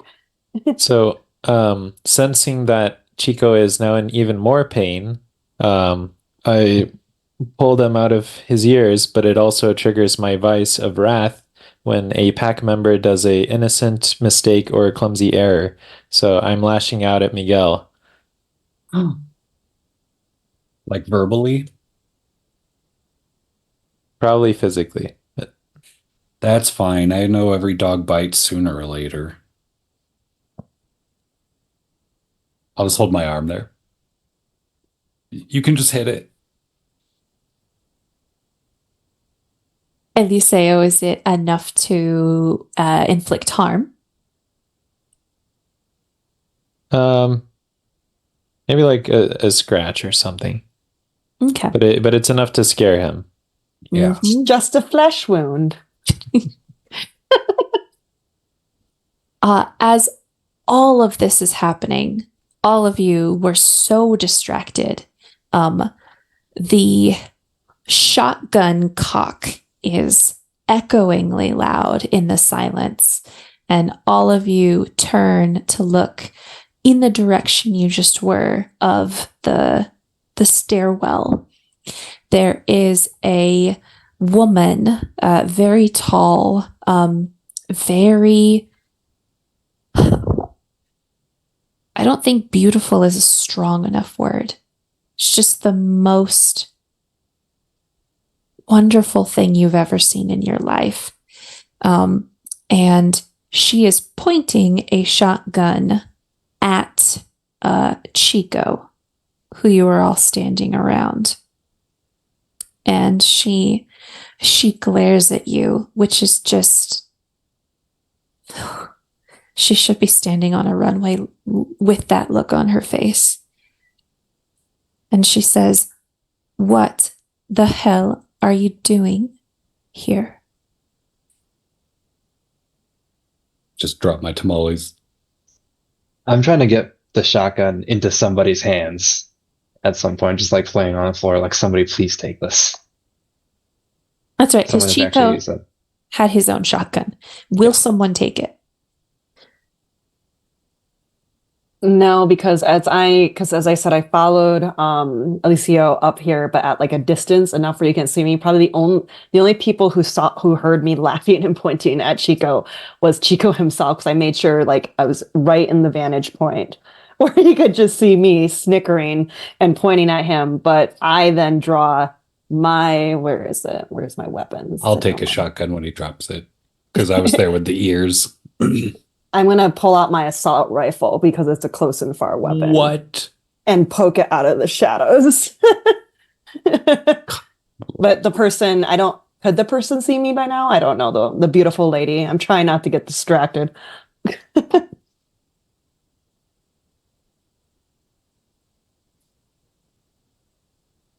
In my head, she came up the stairwell behind you, which would have put her behind you, Ocelot.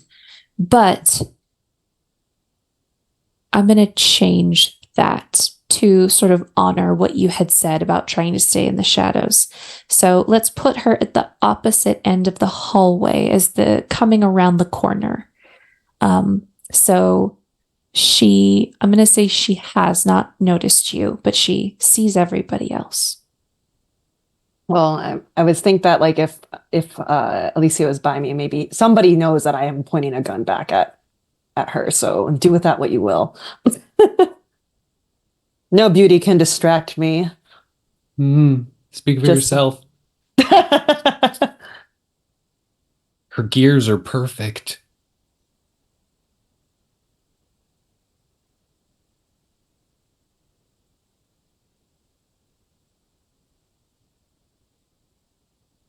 She angles the shotgun to be aiming at Chico's legs. And she lifts an eyebrow waiting for someone to answer her question. Oh, sorry. Thought that was sorry. We're here because our friend is hurt right here, so we're grabbing him. And meanwhile, I'm getting between her and Chico, like preparing to get shot. Do you live here? Her chin raises, and even though she is shorter than most of you, it really does look like she's looking down her nose at you. And she says, "Yes, this is my home." Sorry for the noise. I think your friend is more sorry, as they walked across my ward. I made it worse too with my tamale earplugs. But we're all still learning, kinda.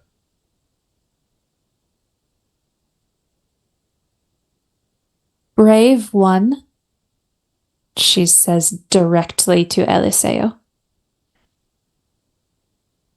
Yeah. Again, please. Why are you in my home? There's something we're looking for. You've come to steal from me. Depends on who you are. I'm sorry, I just saw Chaotic like nod vigorously, and I'm just imagining from the second story outside of the building, the opossum can like sense the conversation is happening and is like, "Yes, I'm here to take the things." Okay, I'm sorry. Back in the narrative.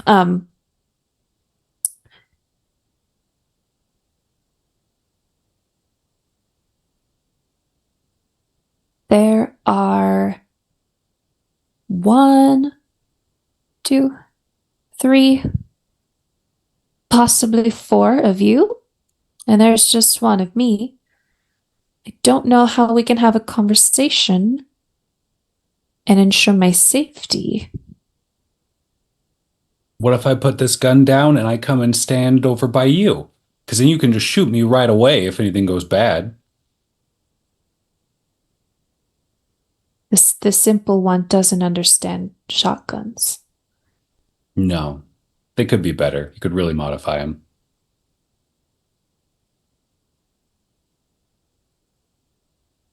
She looks up at the ceiling and takes a heavy breath. And all of you just pause for a second. Time stops so you can admire the length and curve of her neck.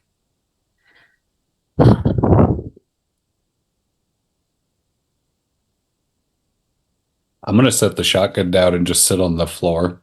I'm not admiring anything. I'm dying. Well, I'll sit with Chico on the floor. Yeah. Do you have any holiday plans? Time of charity and mercy and all that? No. Oh, yeah, me neither. First Christmas without Dad.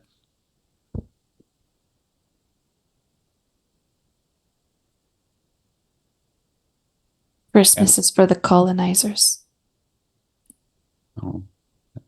Hopefully it'll be for my brother that might be dying. It'd suck to have both of them gone this year. Chico, no.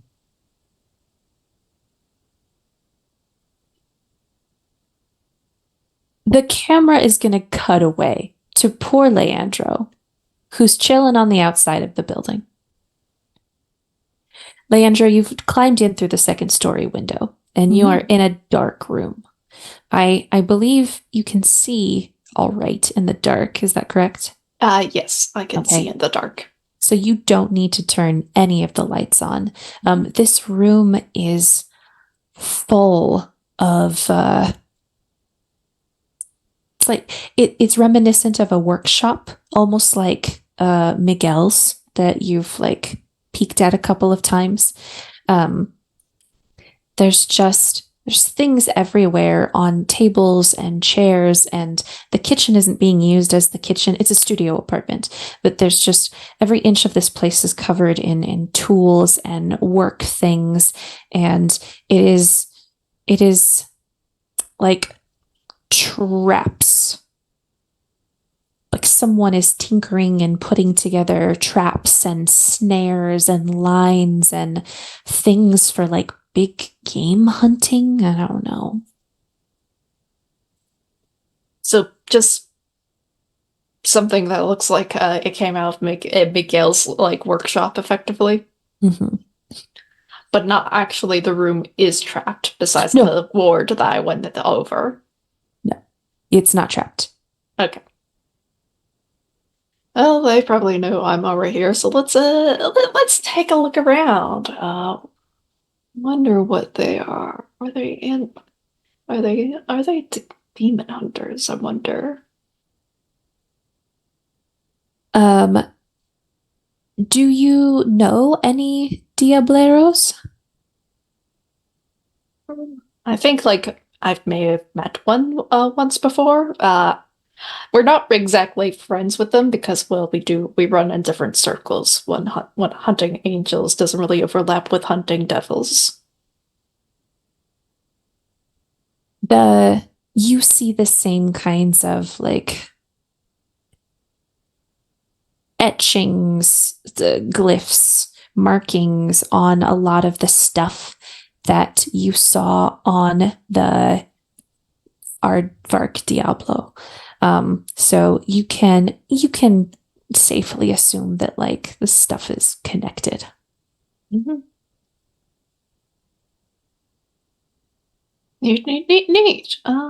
Let's as I'm sort of exploring the apartment complex, I'm looking for any sort of recent plans, any signs of like, tracking down specific demons or whatnots of like, hey, we're going to be capturing something, or perhaps any other types of prey. It's mostly like traps and snares. It doesn't look like there's any incredibly heavy artillery, like stuff, weapons in this room.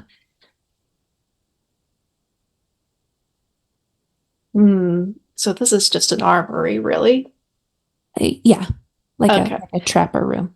Okay, well, I'm going to take some stuff. Should I roll my move Snatch, which is my stealing move? Let me see if Snatch, when you try to sneakily snatch something, roll with Manya. There's nobody in the room. You don't have to be sneaky about this. So you don't have to roll Snatch. I'll just let you grab whatever you want to grab. Yeah, I'm just grabbing various snares and I'm just stuffing them into my bag, so... Because who knows, you never know when you need a snare until you need a snare. And I'm going outside the building again, climbing up to the 3rd floor. Okay, the camera pans back to the beautiful woman and the rest of the crowd. She has her shotgun leveled at Eliseo, I guess, because he's in front of Chico. She sighs heavily and says, I can relieve the pain of your friend on the ground, but I won't do it if you're here to hurt me. Are we here to hurt her? So then I step forward because I feel like this is my moment to, again, get one up on Chico because he's on his knees. Right where I like this right now. And so I step forward, I sling my assault rifle over my shoulder, and I'm just like, we're not here to hurt you. And I just smile, which, lady can take that however she wants. But the fact that probably the biggest and most imposing character comes through the shadows and pulls their gun up. The shotgun doesn't move even a centimeter. But her eyes snap over to Ocelot, and both eyebrows go up, and she cocks her head, and you smile at her, and it is this very slow, very visceral, like she drags her eyes down to your toes and then up to your hairline. And take it all in. She just nods once, and then her eyes go back to Eliseo. And just say, we won't hurt you, no. Stop the pain for Chico. She looks at Miguel and she says, "Come here." Oh, yeah. Hey. Do me a favor. Hmm? She hands you the shotgun. Oh, yeah. Do you just want me to cover him? Keep it pointed at him, please. Okay. Oh. And she leans in and she like gives you a kiss on the cheek. And it is electric. Like it goes from your cheek to your spine. They always told me kisses would stay in your spine for years if you did them. And she walks back over to this, or she crosses past all of you. Shoot her in the leg. Oh, do you? Yeah. Just the leg, though. She thought she had you. Yeah, they always do. Mhm. Go ahead and roll assail someone. Oh my golly, I'm bad Miguel, at you this. have my respect. I'm bad at this. All right. Oh, that's 10 on the die. What stat is it for the Gara? So minus it's- 1. So 9. Oh, Sorry.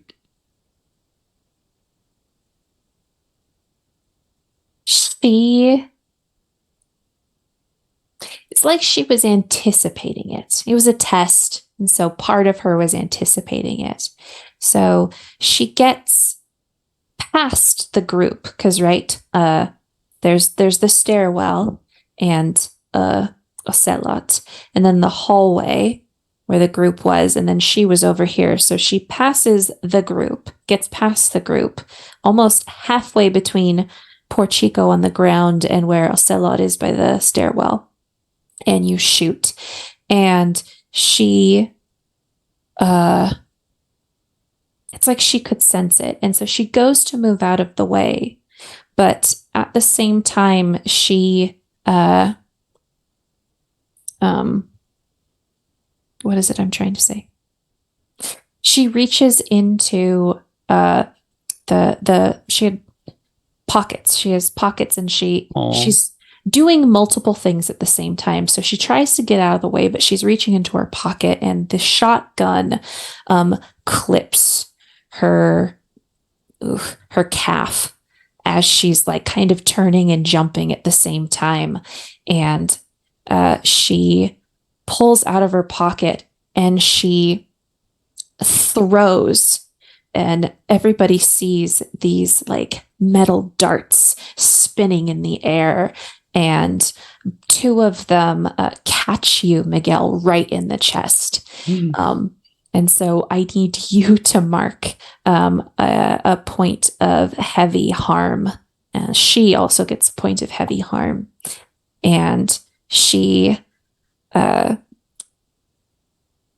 reaches down and kind of gathers some of the blood on her calf and claps her hands together and then smears it across her face like this and tilts her head back and yells. And from her comes the sound of a deer calling, and sprouting out of her head is this beautiful, like, rack of antlers that reaches back and twists, and dangling off of it are pearls and gems. And the same almost like tattoo kind of waterfall gems come down along her neck and her hands, and she's standing there transformed. And I'm gonna wipe some of her blood on my face too and yell. See what happens. We, as they say in another game, we would roll initiative, but you don't roll initiative in this game. Chico, I'm so sorry. You are still incapacitated. She was going to set you free, but somebody shot her. I don't know if we believed her. Yeah. Consequences. Everybody is about equal distance from her. So let's just go with Ocelot, who's alone near the stairwell. What do you do? So she's threatening. She's totally powering up, right? Pretty much with her antlers out. Okay, so she totally checked me out. Just want to note that. So with that, so I'm like, am I kind of in the back? Like, where am I in the room? So I'm by the stairwell. Like, where am I in proximity to her? So I want you guys to picture a narrow hotel hallway. And along the hallway are doors. In the middle of the hallway is the clustering of Chico on the ground and Eliseo standing in front of him, and a couple feet back, Miguel standing in front of Eliseo. And then at the other end of the hallway, there's the stairwell that goes down, and you're right there. You're right at the top of the stairs. You stepped out of the shadows. And in between you and the group is her. Her back is to you because she is facing the man who shot her. So with that, because I have to save my boy Miguel, I pull out my assault rifle, and because I'm entranced by this. I think it's really pretty, but I'm trying to not become slack-jawed. And there's something in me that this image of this deer is sparking in me that I don't want to be violent for some reason. And so I aim my assault rifle at her and I say, "Stand down." And I start stepping to her slowly, and I'm holding it because I'm kind of warning her that she needs to stand down or I will shoot. She turns to stand sideways, so she can look over her shoulder at you, but also look over her shoulder at the other group. So her back is really to the wall now, not to any of you. And she looks at you, and she has her human face. She just has these beautiful bone antlers strung with jewels and diamonds coming off of her head. And she looks at you, and she says,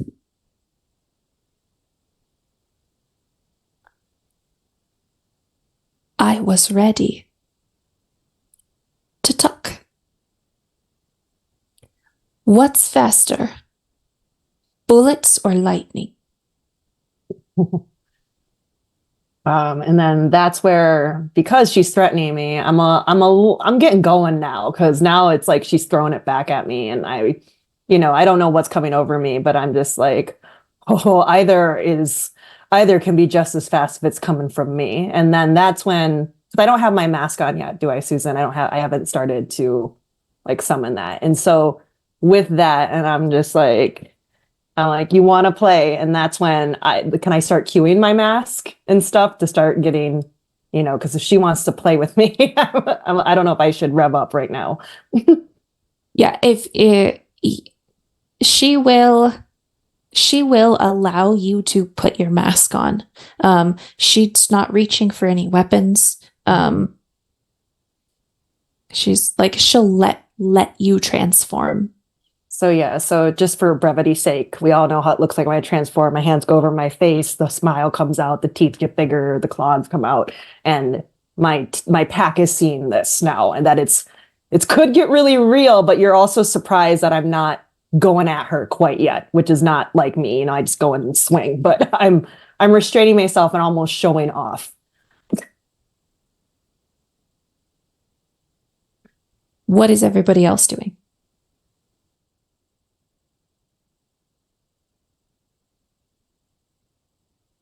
I feel like due to my vice, I've run over to Miguel and I'm pinning him against the wall with the baton. Like, you idiot, why did you do that? I thought we came here to kill someone. No one would answer me. But I'll probably wiggle loose and try to pull Chico out of the hallway. If I'm trying to just yank him the other way, even slowly, to get him away from this spot before it gets bad, because it doesn't seem like they could dodge anything. So, Eliseo, are you gonna let Miguel easily wiggle free? Probably gonna punch him in the arm first, but yeah, then I'll help him move Chico. He already hit me with the baton I gave him.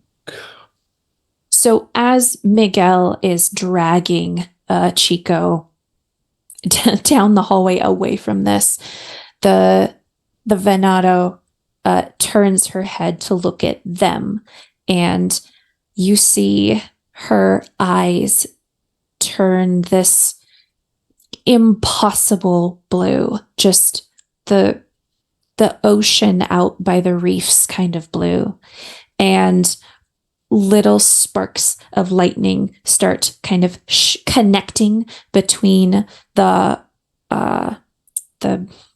I don't know what they're called, the little off branches of her antlers. So it's almost like a lightning rod effect is happening, but she's not shooting at anyone. It is almost like she's preparing, like powering up. But she's letting Chico and Miguel be dragged away.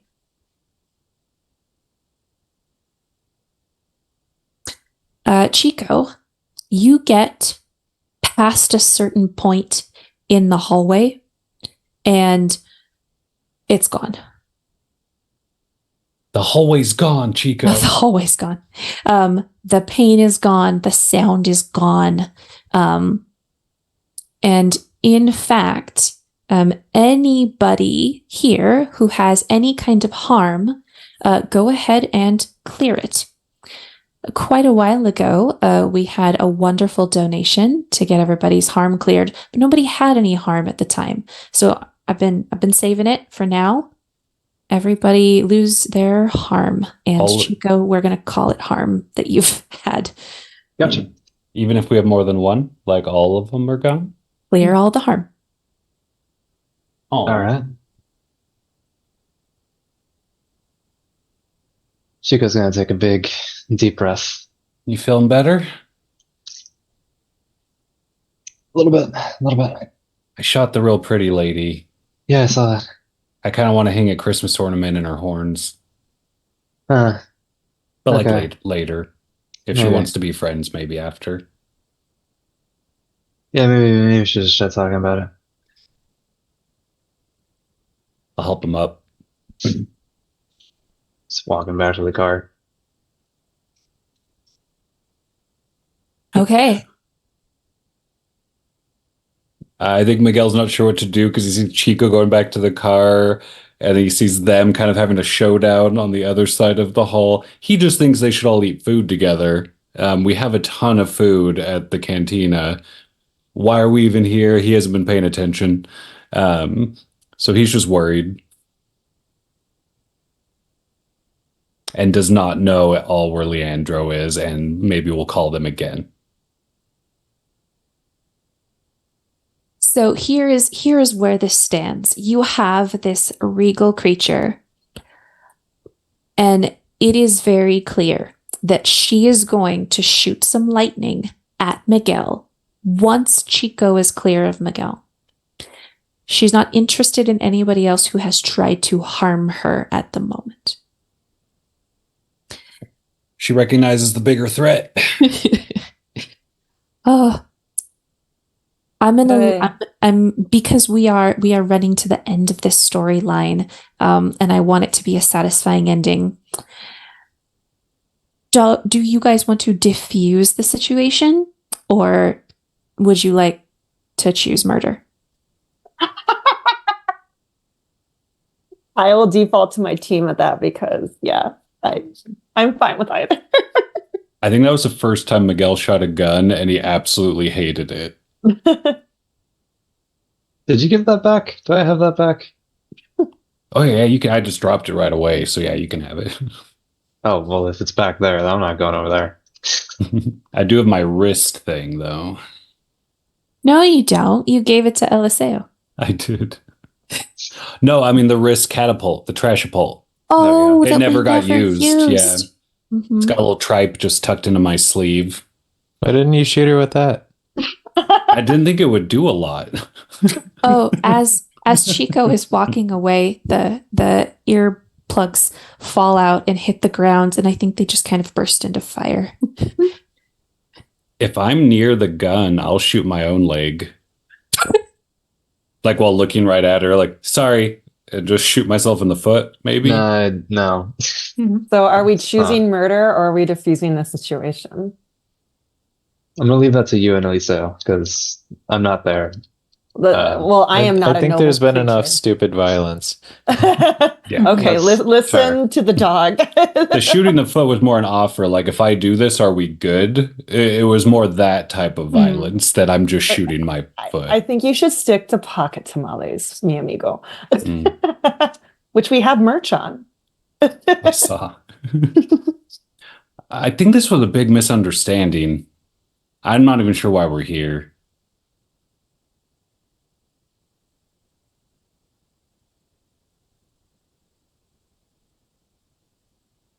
And we're missing a friend. Yeah, I'll leave it to the two who are actually in the thick of it. So as much as I'll lean towards even though I think my character will not like it, even though, because my character is looking at it where it's like, I don't know what you are, but I feel things and I want to hurt you. Well, that's what my character is like thinking in his head. And I'm kind of peacocking and showing off. So, I think I'll defer to Eliseo if there's been too much mindless violence. I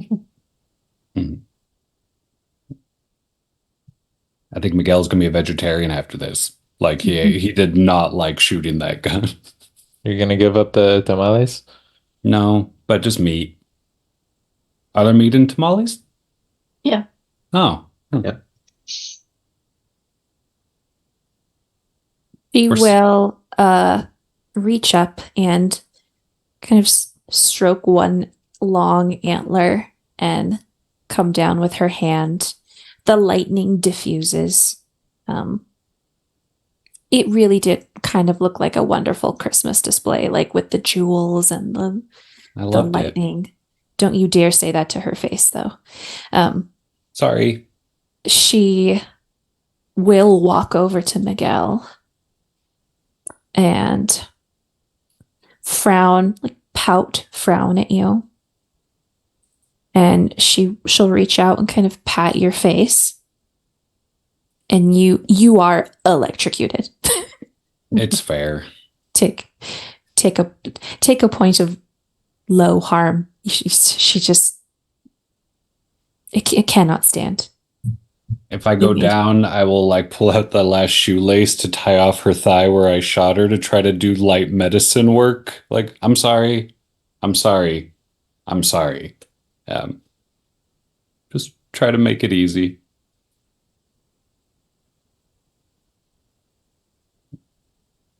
She will lead you back down to the first floor. She begins limping a little pathetically and like looking around her to see if there's anybody who would. Yeah. She doesn't want your help. I won't help. I'll trip. I'm just kidding. Leandro, you get... Oh, I'm sorry. She leads all of you down to the first floor, and you realize this whole place is pretty much empty. Mm-hmm. So she leads you into what should probably have been 2 studio apartments, but someone knocked the wall down, so it's a bigger space. So as you guys are sitting down there, Leandro, you get to a 3rd floor, and you cannot get in through the windows, like going back out the way you did. They are locked as well, but it's not normal locks. Like, there's a magical barrier around the 3rd floor, and like it is clear, like there are glyphs and magic words inside and outside and carved into the glass. Like, you're not getting in through the outside of the building. So I say you come back in to the 2nd floor. You could make your way up to the 3rd floor in the building, and you do, and you find that the 3rd floor is the menagerie, for lack of a better phrase. Each studio apartment up there houses a Diablo of some kind. And they are all warded and in their own little habitats. They are creatures that are reminiscent of an animal that you would see here on Earth, but somehow horrific. There is one that looks very much like an Acadian flycatcher. It's a kind of bird, but there are teeth where there shouldn't be teeth, and instead of bird legs, it's actually more reminiscent of human legs. There's monitor lizards and frogs, and one that is close to the size of an elephant but a little smaller. Just these animals that aren't really animals and are all just kind of chilling peacefully up there, eating whatever horrific slop is in their slop area, and napping and stretching. Yeah, I think just considering what I've discovered so far is, technically speaking, not out of the realms of like just normal Diablos work. This is like, this is their business.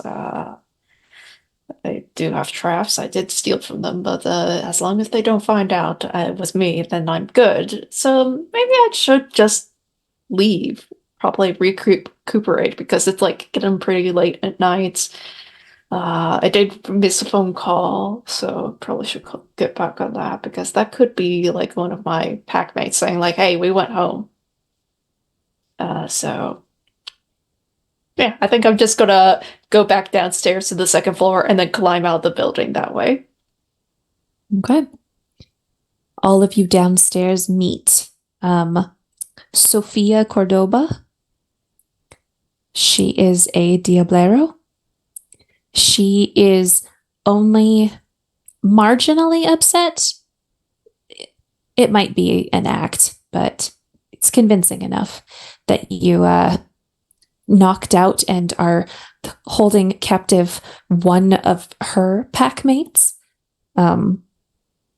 But she explains that one of their Diablos got loose, and it was the damnedest thing. It rampaged all the way from the 3rd floor down and got out into the city because they weren't there to stop it. And so they thought that it was a purposeful, what's it called? That Dylan Campos had done it on purpose, had like screwed them over. So Sophia's packmate had taken it upon themselves to go after Dylan. And Sophia's just like, oh, whatever.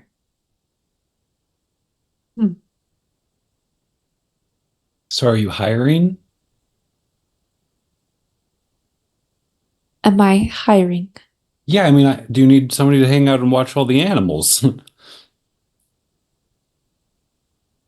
You are Miguel, not a diablero. Okay, that's fine. We'll Miguel, pour each other drinks sometimes. Miguel, they make about the same amount of money as we do. Yeah, but it seems more like taking care of them versus cutting them up for tamales. And this, I don't know. I've had a rough day. Do you want to come back to the tavern? We have all this food some people left. And your friend tied up. I rode him for a while. He could have used it. Yeah. Buckaroo. No, I am fine here away from your cantina. Okay. We have very different lives. It isn't just taking care of animals. They are,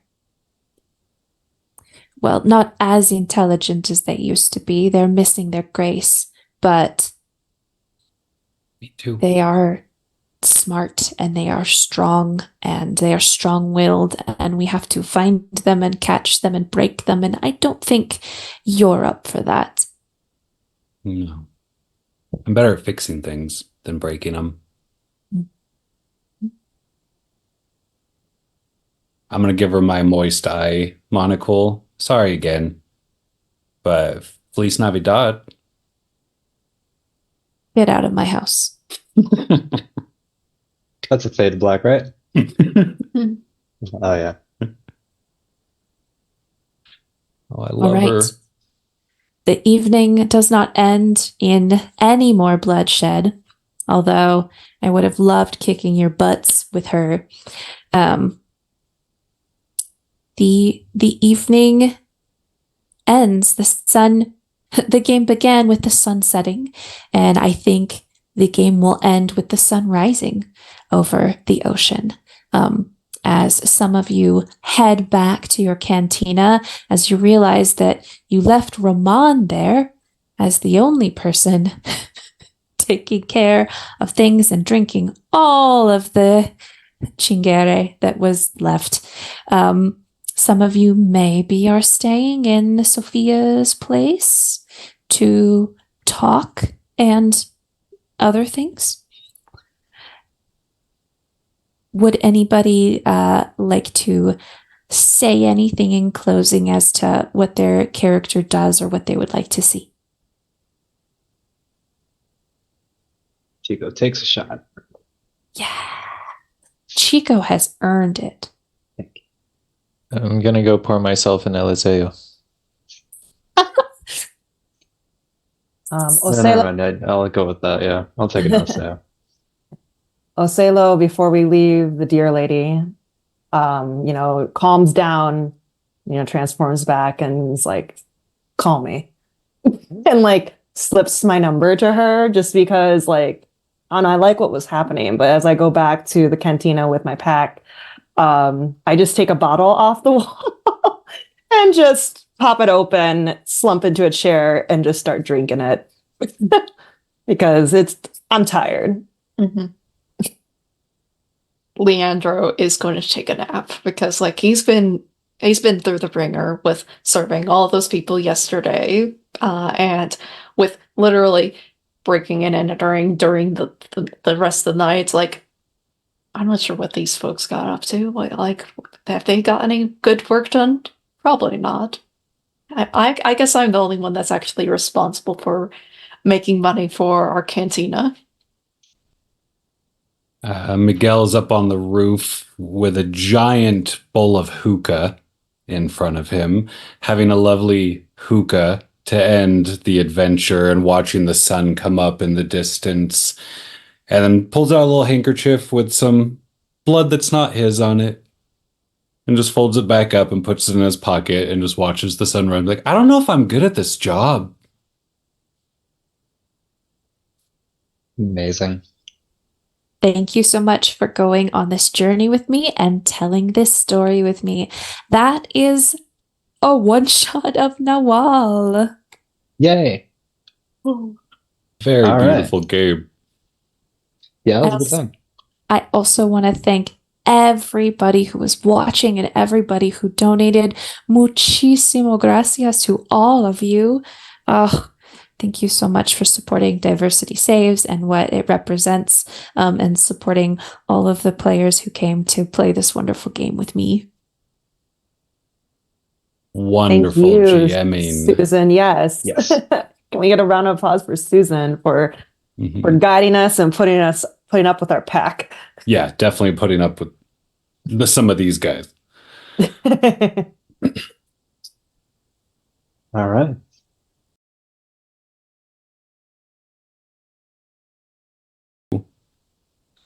Diversity Saves. You guys should all subscribe. Follow them. Please Yeah. do. It's cool. With that, I think we are ready to call it. Thank you all so much for watching today. We have raised an incredible $1,115 over the weekend across 5 games.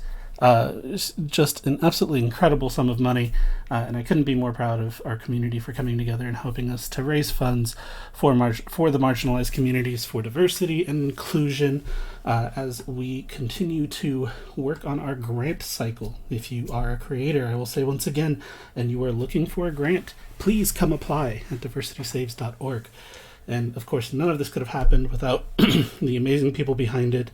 First and foremost, our wonderful GM tonight, Susan. Thank you so much. You did an incredible job, as everyone has repeatedly told you, and it's still true. It was amazing to watch. I enjoyed every minute of it. Rahrah, Audrey, Zara, Vinny, and Chaotic, thank you so much for all of the time you spent here with us tonight. I know it's late for some of you. I won't hold you long. As Mariko is quickly putting everything into the chat there, we are still open for donations if anybody has something they want to toss in. We also have merch, including the pocket tamale. We did a quick little sketch, thank you Mariko for putting that together, and tossed it on some t-shirts and stickers. So if you want a pocket tamale, by all means go get one. Anyone who has donated, you have a coupon code in your email for our merch, so you can buy it at cost. Threadless still charges to print, obviously, but consider it to, it's on us.